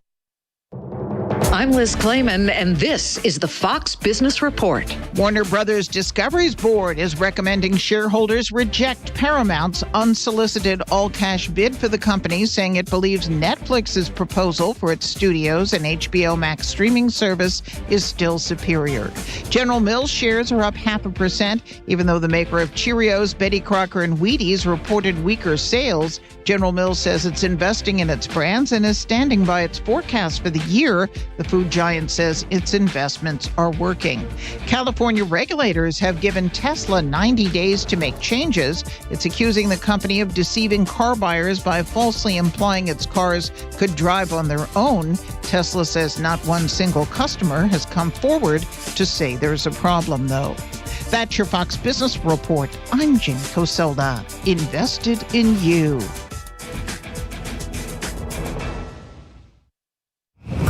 This December could be one that you'll always remember if you enter the Roland's Jewelers 12 Days of Christmas contest. You could win a $200 gift card from Roland's Jewelers in Libertyville. We're drawing 12 winners throughout the month of December, and you could be one of them. Enter today at 560theanswer.com/gift.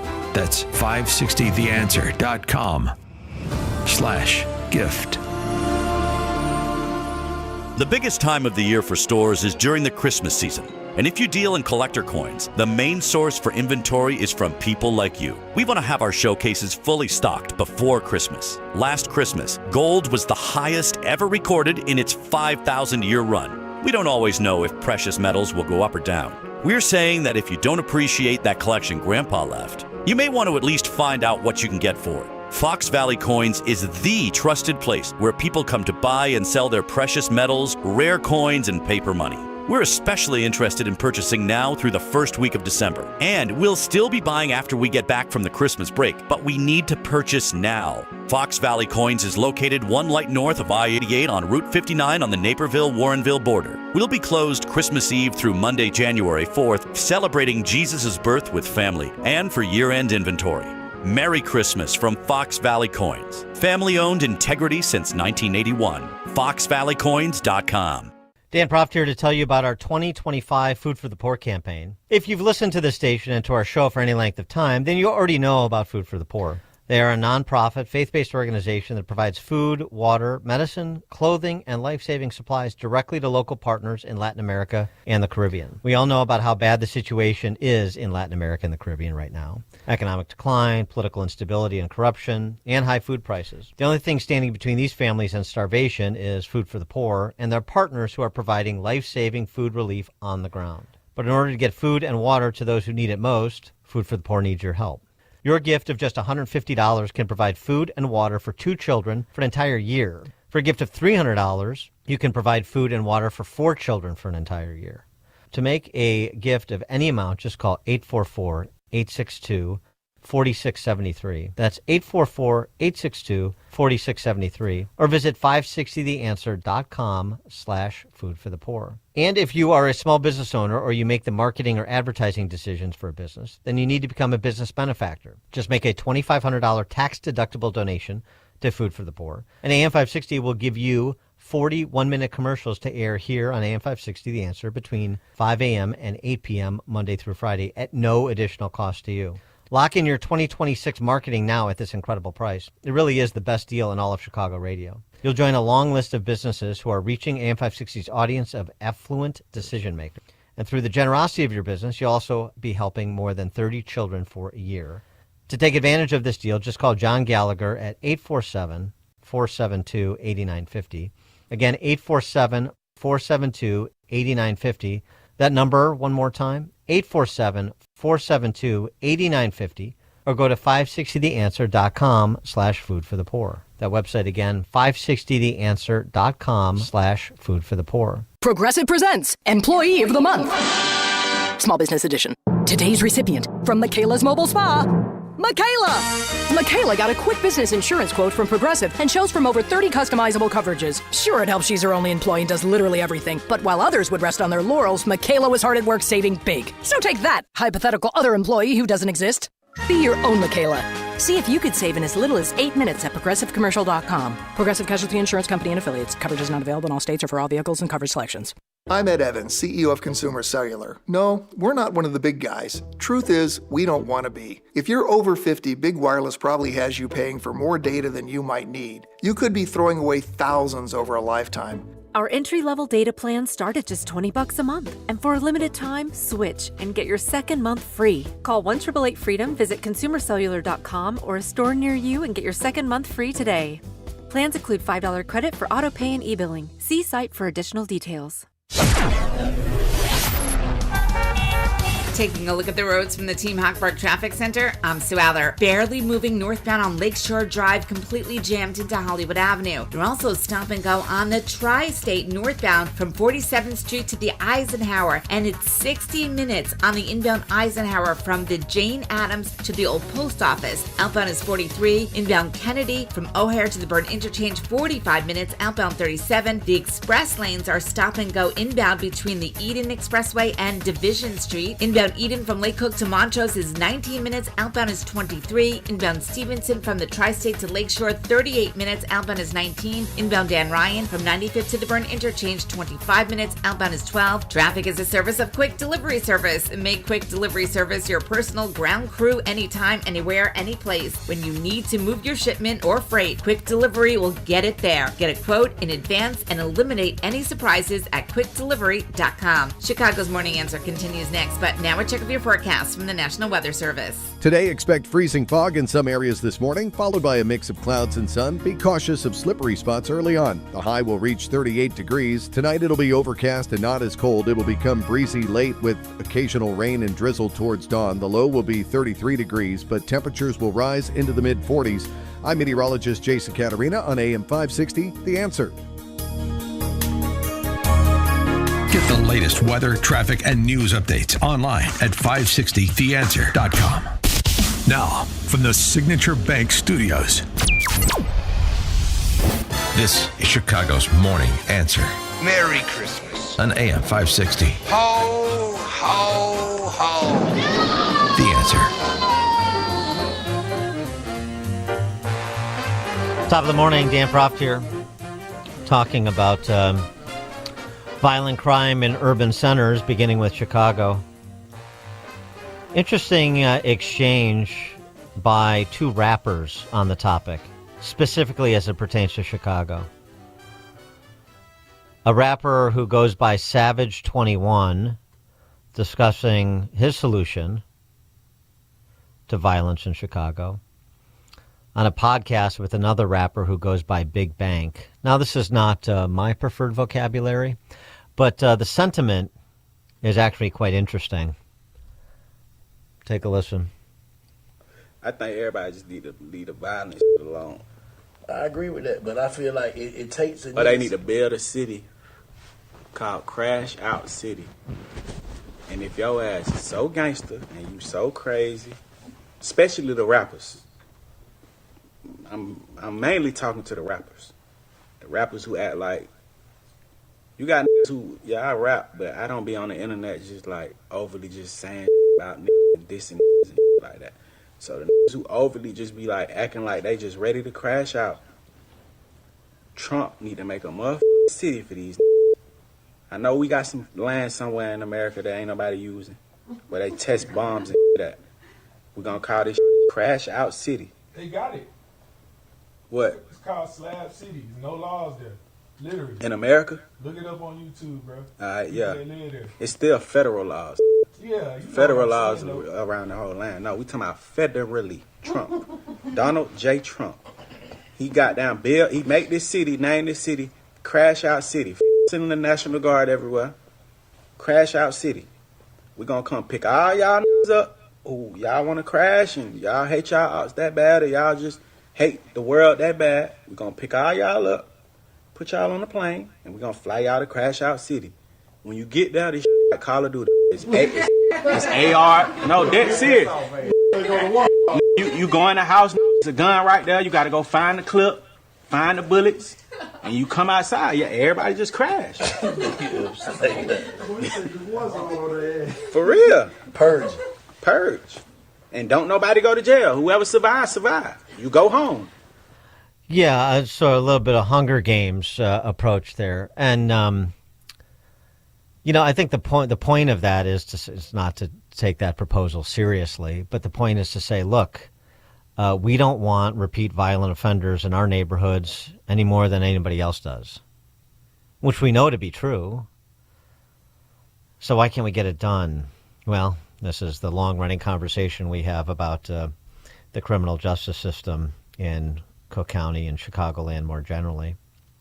Somebody who is also interested in this matter of reducing the incidence of violent crime, particularly in Chicago, is Chicago Bears great Matt Forte, of course, legendary running back for the Bears and the Jets, co-host of the Sports Spectrum podcast, founder of the What's Your Forte Foundation. We've spoken with him about that before. And he's got a new book, Stay in the Game, Making the Most of Every Season. Stay in the Game, Matt Forte's new book. Matt Forte, thank you for joining us again. Appreciate it. Yeah, no problem. Thanks for having me. Well, it's a little bit of an aggressive and perhaps a facetious proposal, but Crash Out City, what do you think? Yeah, that's one of the most ignorant things I've probably heard in a long time. There's no sanctity of life when you talk about stuff like that. It may sound like a solution, but that doesn't change the heart behind anybody who is involved in that world or in violence or drugs and different things like that. But the accountability has to take place first with the people who perpetuate it through the music. Like I love rap music, but I listen to Christian rap. And the guys on the podcast, especially 21 Savage, is like what you talk about in the music is Crash Out City. Like you're talking about these things, and then young kids love it and they listen to it, and subtly or unconsciously, those words seep in through the mind and into the heart. And so you have to be held accountable for the words that you speak, because it's perpetuating the violence against your own people in the black and brown neighborhoods. So creating some kind of Crash Out City makes absolutely no sense, because you're just going to send people there to just kill each other because they're doing that in the streets anyway. How about we try something that's more humane, something that is more of a that gets to the root issue instead of the fruit issue.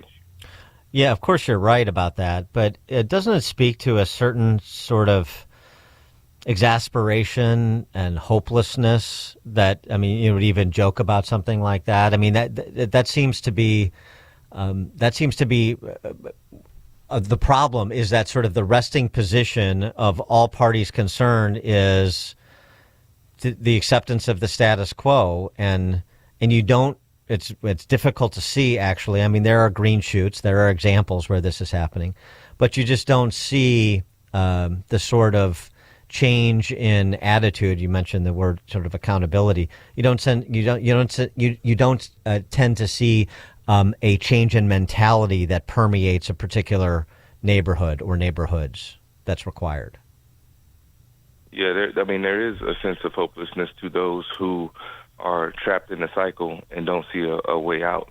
But there is a way out, and there's a way to, I guess, get to people that's deeper than just,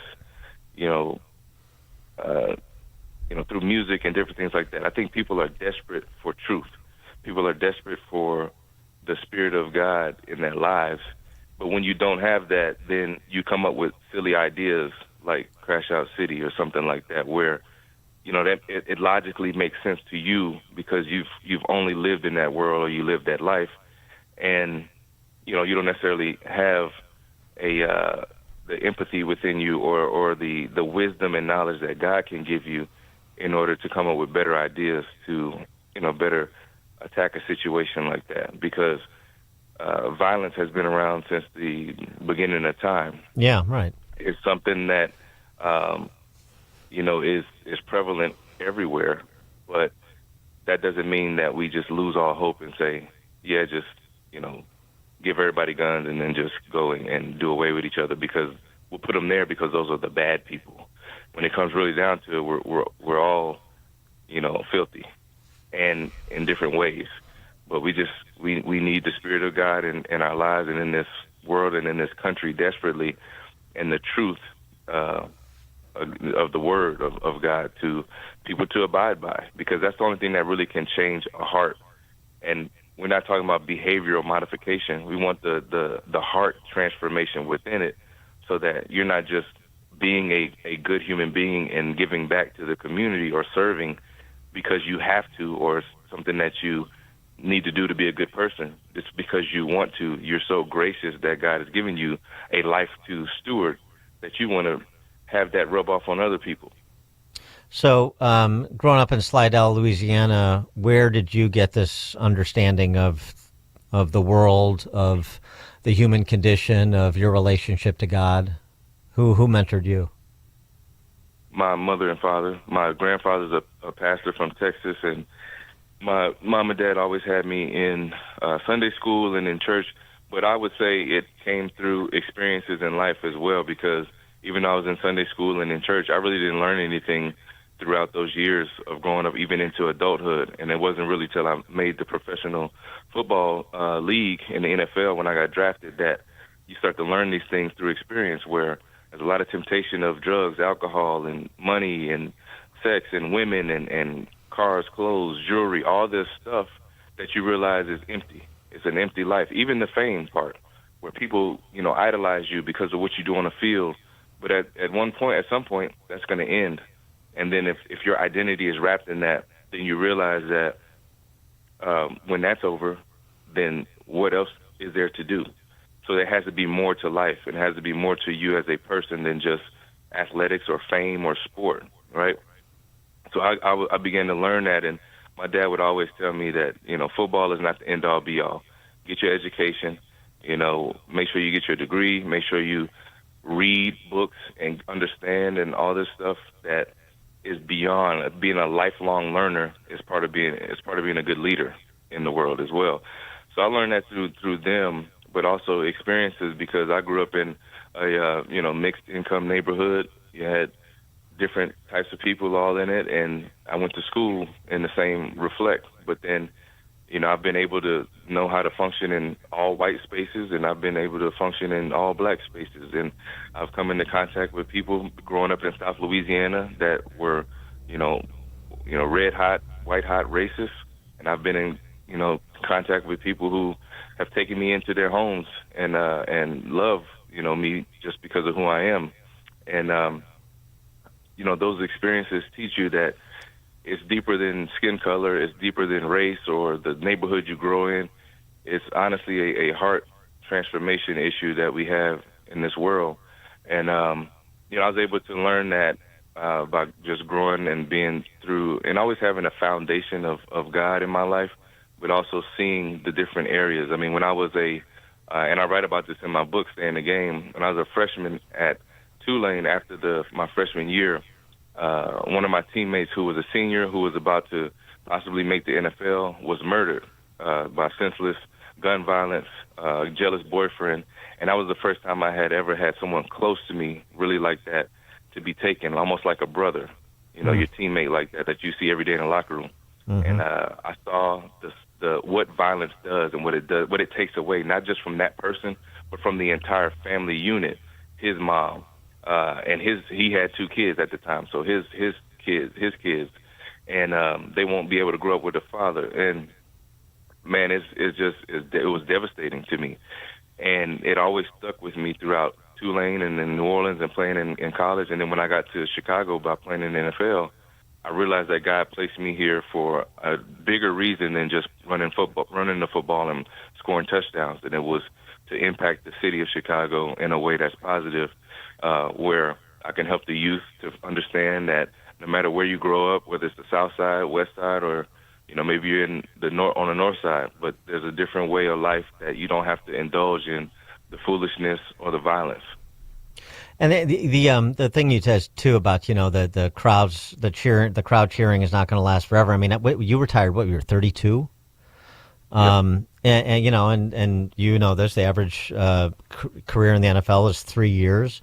So obviously we see a lot of the stars that go on to commercial success or broadcasting success, but there are hundreds, thousands more that just sort of disappear, at least disappear from the public eye.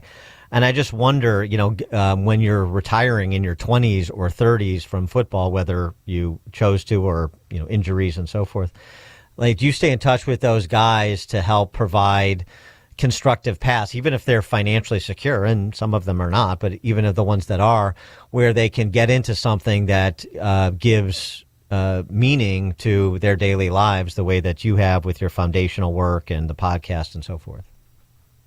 Yeah, that's part of my why and part of my life's work that God has given me the ability to do, and the clarity of mind to understand that that's the group of people I need to impact as well, not just, through my foundation in Chicago, but the whole entire, people who are coming after me that are coming up after me in the NFL, because me and my wife, we work with PAO, Pro Athletes Outreach Ministry, which is a ministry geared towards only pro athletes, whether it be NBA, NFL, MLB, or an NHL.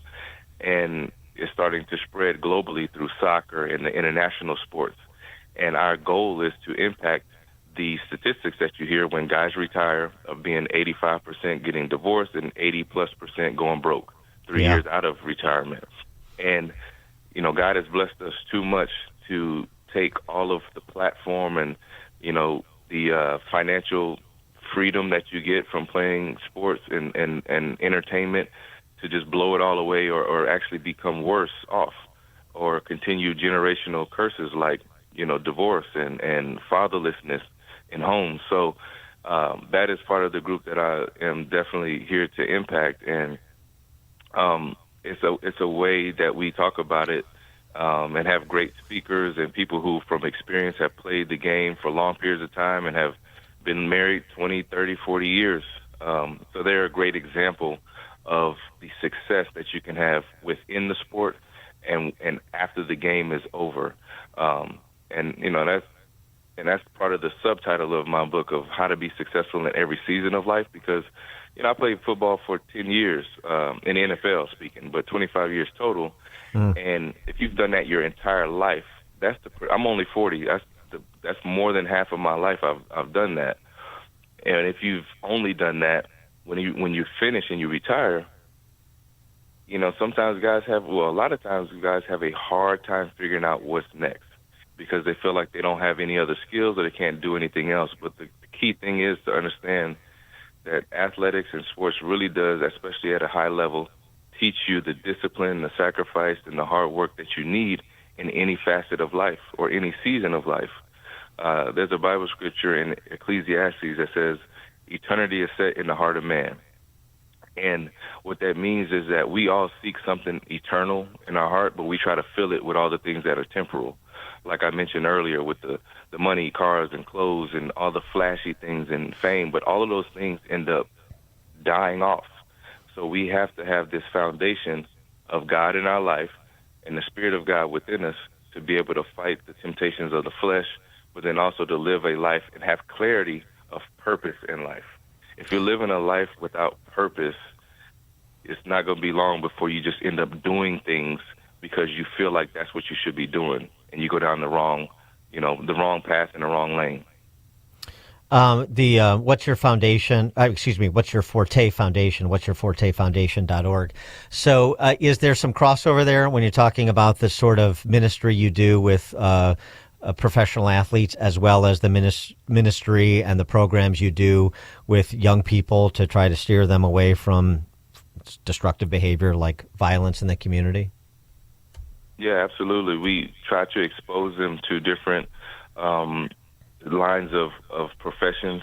I realize that young people and kids aren't all sports fans, and especially being retired 8 years, a lot of them don't really even know who I am. Their parents might know, right? But a lot of them they don't really understand. And then it's funny, they look at YouTube and then they come back like, oh man, that's who you are.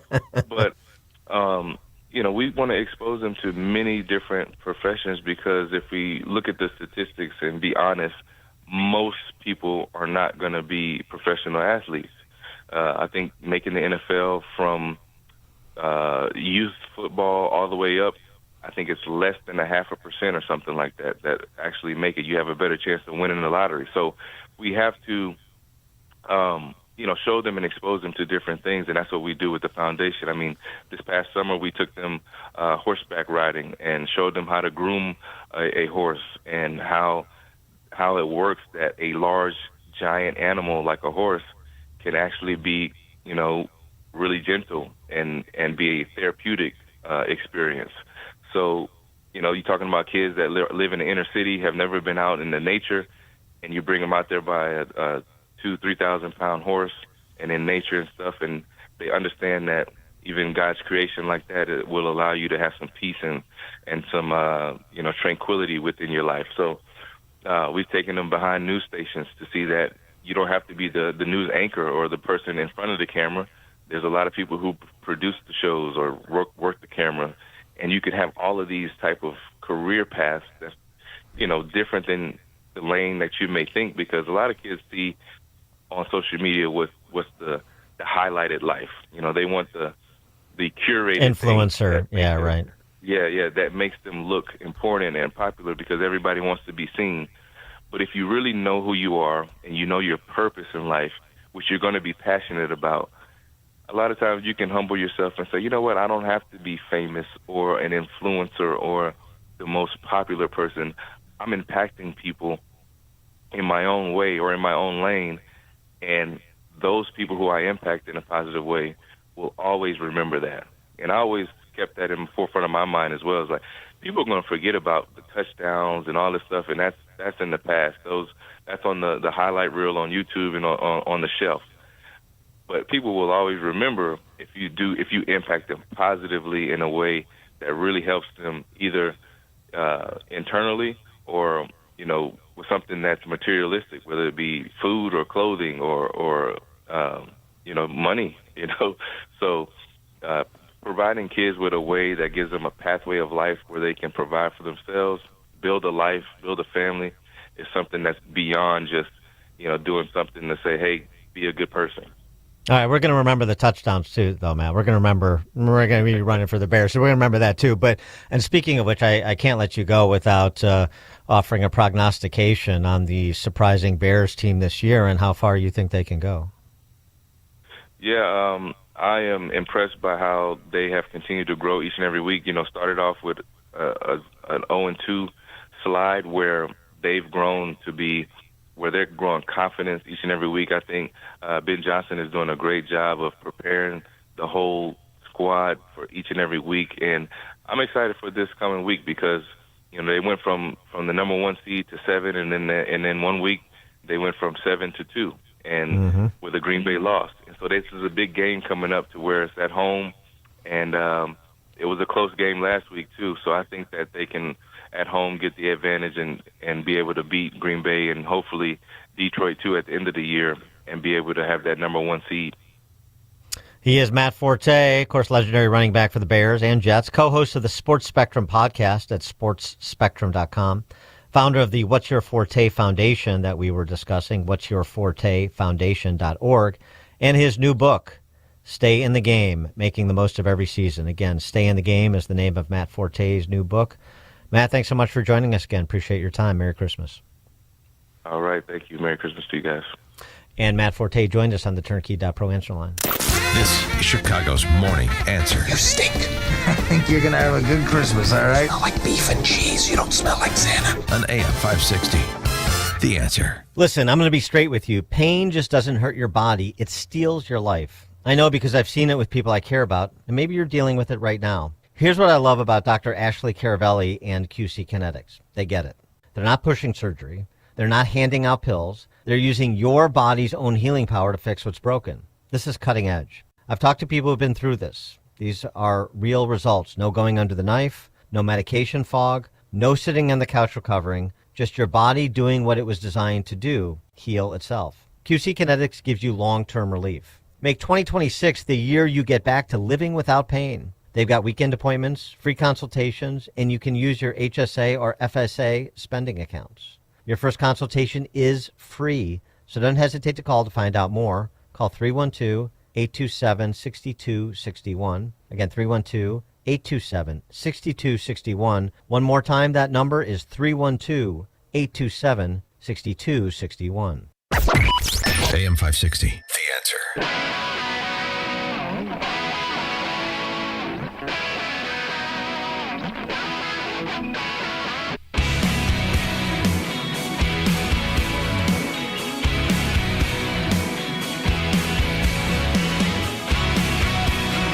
Text from 708, what a great guy in conversation. Proud of my fellow Tulane grad. Yes, Matt Forte, that was a fun conversation. Coming up at 8:38, we'll have a fun one of a different sort with former FBIer Thomas Baker. We'll talk about the search for the Brown University shooter, as well as the FBI-DOJ disagreement over the infamous raid on Mar-a-Lago. That's 8:38. Now we check the headlines. Good morning. It is 35 degrees here in Chicago on AM 560 The Answer. I'm Stace Keene in the AM 560 newsroom. Another business has been the target of crash and grab thieves. According to reports, 4 people were involved in the robbery of the original Rainbow Cone in Beverly early this morning. There are no suspects in custody at this time. All but one of the ramps at I-80 at Center Street and Meadow Avenue in Joliet are set to close on Monday. The interchange is one of 6 that are being rebuilt as part of the ongoing efforts to rebuild and modernize I-80 from Ridge Road in Minooka to US 30 in Joliet and New Lenox. Detours will direct traffic to US 6, Larkin Avenue, and Jefferson Streets. Drivers should expect delays in those areas. And a report from the Commonwealth Foundation finds public sector unions across the state pumped nearly $30 million into state political races over the 2023-2024 election cycle, with almost 96% of those donations going to Democrats, including Chicago Mayor Brandon Johnson, who received $5.5 million from government employee unions. This report is the service of AlmostFreeTeeth.com. Think full mouth dental implants are too expensive? Think again, not at AlmostFreeTeeth.com. With medical insurance, you could save thousands and receive your finally affordable dream smile. Check if you qualify today at AlmostFreeTeeth.com. A check of the roads is coming up in 2 minutes on AM 560 The Answer. Larry Elder sees another paranoia. There was a CNN report about the 2020 election. Their politics editor, Chris Cillizza, said 76% of the self-identified Republicans believe there was widespread fraud. However, 78% of Democrats feel the same way about the election that Trump won. But nobody calls them election deniers. The Larry Elder Show, weeknights at 8, right before Sean Hannity at 10 on AM 560. The Answer. Cold comes swiftly to Ukraine, and for elderly Jews like Olga, it can be deadly. She's 79 years old. She lives in a small village where there is no indoor plumbing, no bathroom, or reliable access to heating. And each day, she has to pump water from a well, even in sub-zero temperatures. To use the restroom, she has to walk through the bitter cold to reach an outhouse. Her meager pension is not enough to cover food, medicine, and heat. Poverty threatens to consume her life. But when all seems lost, Olga received a nourishing food box, emergency lighting, and a warm blanket. You know, this aid is a life-saving gift for someone like Olga. The International Fellowship of Christians and Jews and that staff, they lifted her spirits and they reminded her she's not forgotten. Today, thousands of elderly Jews across Ukraine and the former Soviet Union face similar struggles. Their homes are fragile against the cold, their resources are scarce, and their health is fragile too. For them, winter is not just a season, but a fight for survival. Learn more at urgentifcj.org. That's one word, urgentifcj.org. This is the time of the year most of us are checking off our holiday gift list. Identity thieves have lists too, and your personal information might be on that list. Protect your identity with LifeLock. LifeLock monitors hundreds of millions of data points every single second and alerts you to the threats you could miss yourself. If your identity is stolen, your own U.S.-based restoration specialist is going to work to fix it, guaranteed, or your money back. Make this season about joy, not identity theft, with LifeLock. Save up to 40% off your first year at LifeLock.com with the promo code BECK. Terms apply. You ever wonder why Verizon charges twice as much as Pure Talk for the same basic service? Think it might have something to do with the fact that Verizon spends $12 billion a year on advertising and promotion. That's billion with a B. Yeah, Pure Talk doesn't spend that kind of money on commercials. That's why they can offer unlimited talk, text, and plenty of data on a blazing fast 5G network for just $25 a month. Save an additional 50% off your first month when you dial pound 250 and say the words Micro. That's pound 250. Micro. This hourly segment is brought to you by Forever Remodeling. Stress-free and high-quality remodeling. View their stunning transformations online at the number 4everremodeling.com. Taking a look at the roads from the Team Hochberg Traffic Center, I'm Sue Aller. Jam-packed on the Eisenhower, inbound from the Jane Addams to the Old Post Office, over an hour, 68 minutes. Outbound is 51. No picnic on the Kennedy, inbound from O'Hare to the Byrne Interchange, 54 minutes. Outbound is 51 minutes. And the inbound Kennedy Express slows down into Ohio Street. Inbound on the Stevenson from the Tri-State to Lakeshore is 36 minutes. Outbound is 17. The Dan Ryan from 95th to the Byrne Interchange, 33 minutes. Outbound is 13. The Dan Ryan Express inbound slows down from 63rd Street, 31st Street, and northbound Lakeshore Drive pretty slow heading into Hollywood Avenue. You've got 17 minutes inbound on the Eden from Lake Cook to Montrose. Outbound is 26. This report is a service of Supershore. Do you own a small business? You need to hear this. A seismic shift is coming. It's time to get Supershore. Not kind of sure, not pretty sure, not a little sure, but Supershore. The seismic shift is coming. Supershore coming soon. Chicago's Morning Answer Answer continues next, but now a check of your forecast from the National Weather Service. Today, expect freezing fog in some areas this morning, transitioning to a mix of clouds and sun throughout the day. Be cautious of icy patches early on. The high will reach 38 degrees. Tonight, it will be mostly cloudy and not as chilly. It will turn breezy later on with intermittent rain and drizzle possible by dawn. The low will be 33 degrees, but temperatures will climb into the mid-40s. I'm meteorologist Jason Caterina on AM 560, The Answer. Get the latest weather, traffic, and news updates online at 560theanswer.com. Now, from the Signature Bank Studios. Only the biggest stories, only the biggest guests, and only the biggest opinions. This is AM 560, The Answer. Top of the morning, Dan Proft here, and we began the show with this shambolic press conference that the assembled leadership of Brown University in Providence, Rhode Island had yesterday, updating the search for the mass shooter that murdered 2 Brown students and injured 9 others. This was Dana Perino's review of the press conference, and will provide the evidence to support her contention. They spent about 15 minutes of that press conference with the wrong information out there, saying that that video was from the day before. Then it's like, oh, wait, it was a reporter's question. Like, wait, actually, let me correct that. I would say the next time they come out, provide information to the public and say, here are the things we know, here's what we don't know. They spent a lot of time at the beginning congratulating themselves for protecting the community today and putting counselors in the schools today, but not being able to say what they had done on the Saturday. The president of the university on Saturday night still didn't even know anything 6 hours later. I feel like the people of Rhode Island and certainly the victims' families deserve better here. Yeah, she didn't seem to know much, talking about Christina Paxson, the president of Brown University. She didn't even seem to know much 48 hours after either. She was part of the assembled brain trust at this press conference.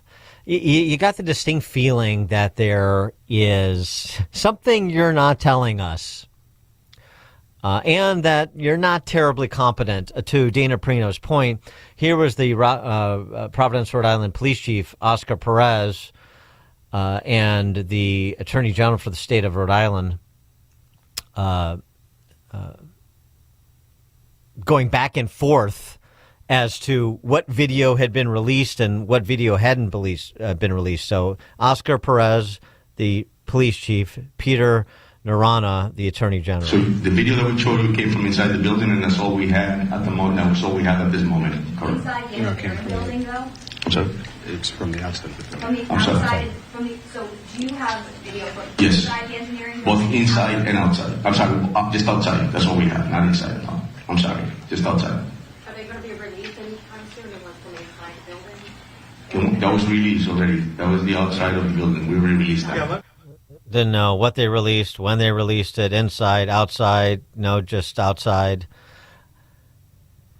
Not the time for a naked gun routine. And then, of course, the press corps there, as you would expect.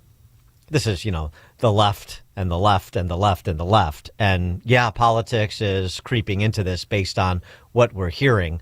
Listen to this local reporter. The question about the tip line. If someone were, Providence resident were to see someone who matched the description of the person of interest, how would they be sure that they weren't dealing with a federal ICE agent? The tip line that we've been providing throughout the last several days, 401-272-3121, that call comes in here and is answered in this building with Providence police professionals and our partners at the FBI. That is who's manning the phones. That is who's processing the tips, and we are encouraging anybody who has relevant information to please use that tip line, and they should know that that's who's on the other end of the phone. And again, if you have relevant information or information that you think might help us with this investigation, we encourage you to call. But are there anything that can be differentiated between this person and an ICE agent who would be matched up? This doofus reporter obsessing about trying to make the point that the guy dressed up in covered is dressed up like an ACE agent, so somebody could be confused, and that's relevant. It's just a political statement masquerading as a question, unserious, which is sort of what you got, generally speaking. Because the other thing that we discussed yesterday, because it happened 2 days ago, we have students reporting that the shooter yelled "Allahu Akbar" before he opened fire. The TA wouldn't confirm that. The TA was the head of the class where this guy opened fire. But students are saying it. And you cannot get a response from any of those assembled at that press conference yesterday as to confirmation that he said something and what he said. Even though we have eyewitness accounts reported in other media outlets that he did say something and a TA said he said something. And of course, people heard what he said. Some of the survivors. No comment on that. In addition, now we have somebody who has been identified. He's a Brown University student. He fits the physical profile of the shooter based on the video. He was part of the Palestinian encampment crew of this past year, basically, in the wake of the 10/7 terrorist attack in Gaza. You know, the sorts that took over college campuses and promoted anti-Semitism and were, otherwise engaged in at least obstreperous conduct, if not violent. He was one of those guys. He also wrote a paper about it last year that was dug up by internet sleuths that was cached online and posted. And the reason this is relevant is not, you were just pinning it on one guy randomly. No, the reason is because his student profile on the Brown University website has been taken down. And his X account is down. And Brown University President Christina Paxson was asked about that. And, of course, she goes into full Sergeant Schultz. I believe some web pages for students or faculty have been taken down. Is that a response to any external threats to anyone in the community? We have been working very closely with law enforcement to provide them with all of the internal to Brown information that they need to do this investigation. It's their investigation. They're the professionals. So we're providing information. We're not in the job of reviewing it for them. I know nothing about web pages being taken down as part of this. It's the first I've heard of it. The University president is always the last to know, but she's in charge. Thomas Baker is a retired FBI special agent, legal attaché, and author of The Fall of the FBI, How a Once Great Agency Became a Threat to Democracy. Thomas Baker, thanks for joining us. Appreciate it. Good to be with you, Dan. What's your assessment of how this is going in Providence, Rhode Island, trying to locate that shooter? It's embarrassing, disgusting, and disappointing. However, it's part of a broader pattern that we see, unfortunately, I have to say, declining quality law enforcement leadership, evident in press conferences. I mean, for years, in law enforcement, we trained how to conduct a press conference. In the FBI and public. Tom, you're kind of breaking up on us a little bit. Oh, I'm sorry. Let me get the phone off of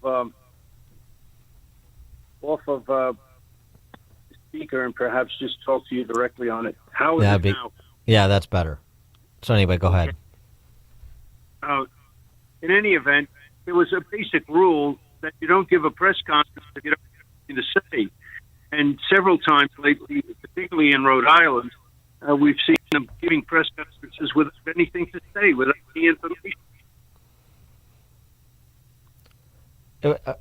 We're still having phone problems. Okay, let's take a break and see if we can get the phone situation with Thomas Baker resolved. We'll be right back. This is Chicago's Morning Answer. Your show keeps me alive during the week. There's nobody I'd rather listen to between 5 and 9 in the morning than you guys. On AM 560, The Answer. Well, that was a surprise. The HVAC tech just said our furnace apparently has a cracked heat exchanger, and it'll cost thousands. Oh, you're kidding. He barely looked at it. Now he's pushing a huge repair?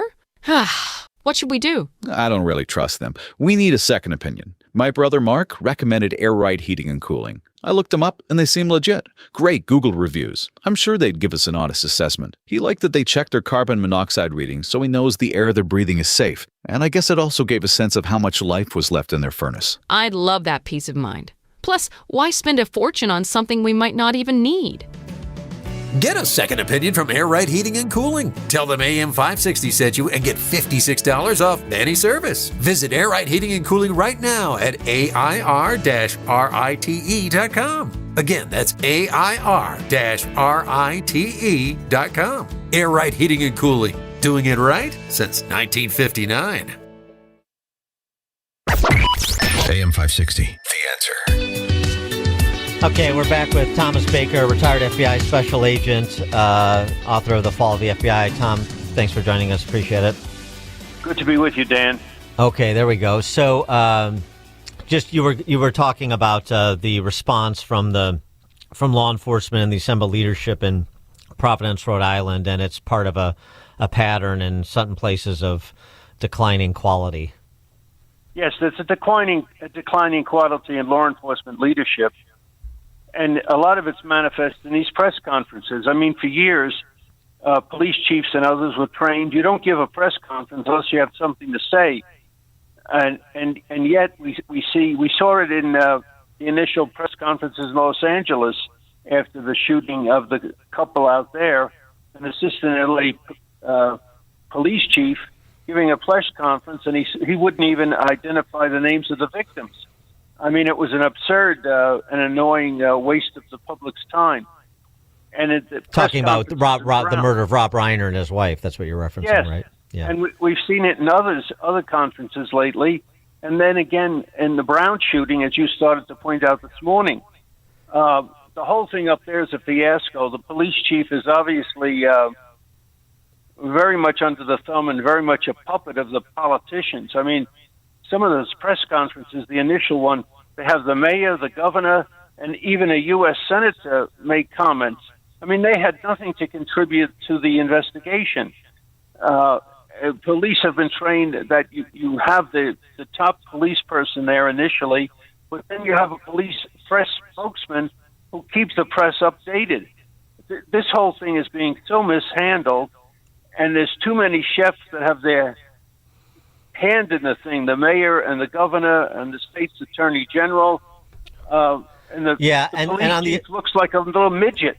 He does. The whole thing is a bad look. It's a bad shot. It's a bad look. It looks very low rent, and Smiley, the mayor, looks like completely out over his skis too. But here's the thing: there also seems to be maybe some political tension and some point scoring going on. Like Noronha, the Attorney General, said earlier this week after that person of interest was detained and then released that the FBI was over their skis and he knows how to conduct investigations because he's been Attorney General for 15 years and blah, blah, blah. But so, why take a shot at the FBI? Whatever, if they were acting on a tip that they were deployed to go talk to this guy in Wisconsin, and then ultimately they decided that there was no there. It just sounds like, okay, so this is Trump's FBI, so we're going to be antagonistic or we're going to be parochial. And then he's grandstanding yesterday talking about where the cameras are, the Attorney General, and where they are not in that university hall in question. Well, why isn't that the province of the president of the university? What does the Attorney General know about Brown University that the president of Brown University doesn't know? And then she doesn't know about the scrubbing on the website of this particular individual. I mean, all of this stuff is everybody. It really looks like a Keystone Cops operation. It really does, and he's patting himself on the back in some of the recent press conferences. And the fact is that in major investigations, often, unfortunately, you start off focusing on one suspect, and it turns out not to be the actual perpetrator. And in this case, there was a response to somebody handed this guy up or called in a lead, and when they went there and it was shooken out, but that took time. On the excited utterance, the allegation that he yelled something, which has been confirmed by a lot of people that survived that shooting. Not everybody's confirming he said Allahu Akbar, but some are, according to reports of reporters who talk to eyewitnesses. Do you think that law enforcement is purposely withholding that confirmation that he said something and that he said that specifically? That's typical of the times we live in. They're trying to soft pedal Islamic terrorism.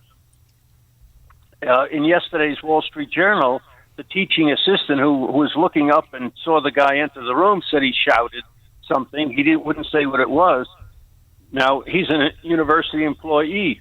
Right. Maybe he's been told not to say what it was.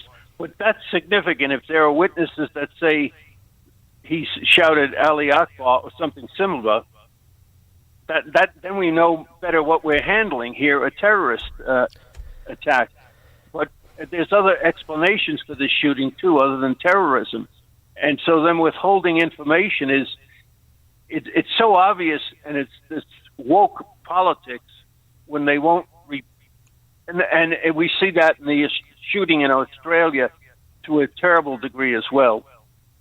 I wanted to get your reaction to the documents released yesterday that indicate that the FBI, Christopher Wray's FBI, disagreed with Merrick Garland's DOJ with respect to whether or not the probable cause standard for a search warrant and ultimately the raid on President Trump's Mar-a-Lago home was warranted in the classified documents case. And in the documents released, I mean, it's very clear that there was sort of running disagreement where the FBI was trying to take the least intrusive path to accomplish the objective, and the DOJ would have none of it. They had already decided that a raid was what they wanted. Yes, and when you see in several of the publications, they've listed out the emails and other discussion back and forth. And one thing that struck me, it's so different than how things were years ago. Typically, you would have an agent, an enthusiastic agent, wanted to move ahead with his case and get a search warrant, and it was the U.S. attorney, the assistant U.S. attorneys, telling him, slow down here, we need more probable cause. Please go get me some more probable cause before I'll authorize the filing of a search warrant.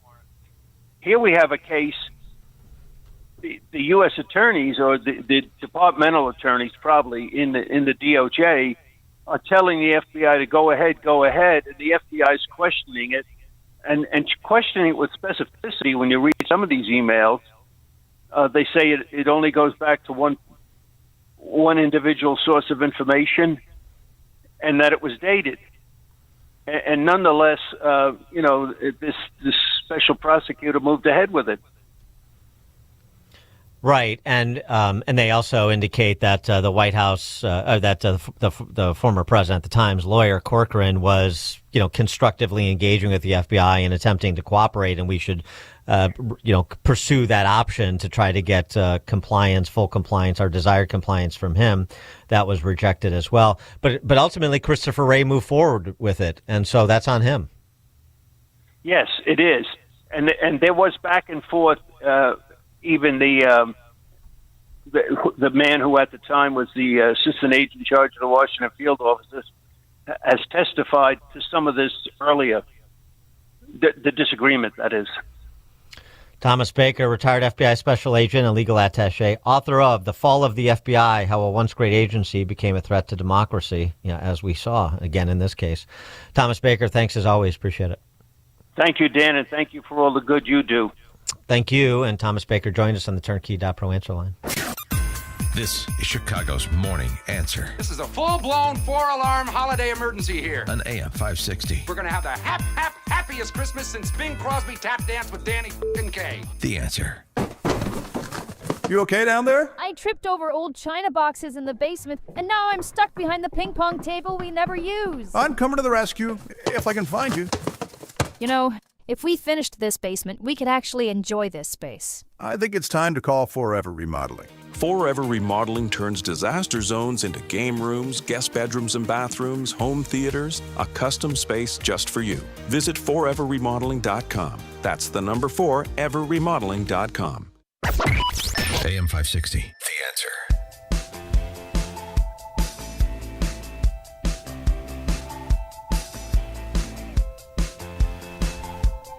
All right, thanks for joining us on another edition of Chicago's Morning Answer. Appreciate all the contributions on the range of topics we covered, and there were many. And we got a little bit of inspirational content this morning as well, which is always nice during the holidays. Thank you, Matt Forte.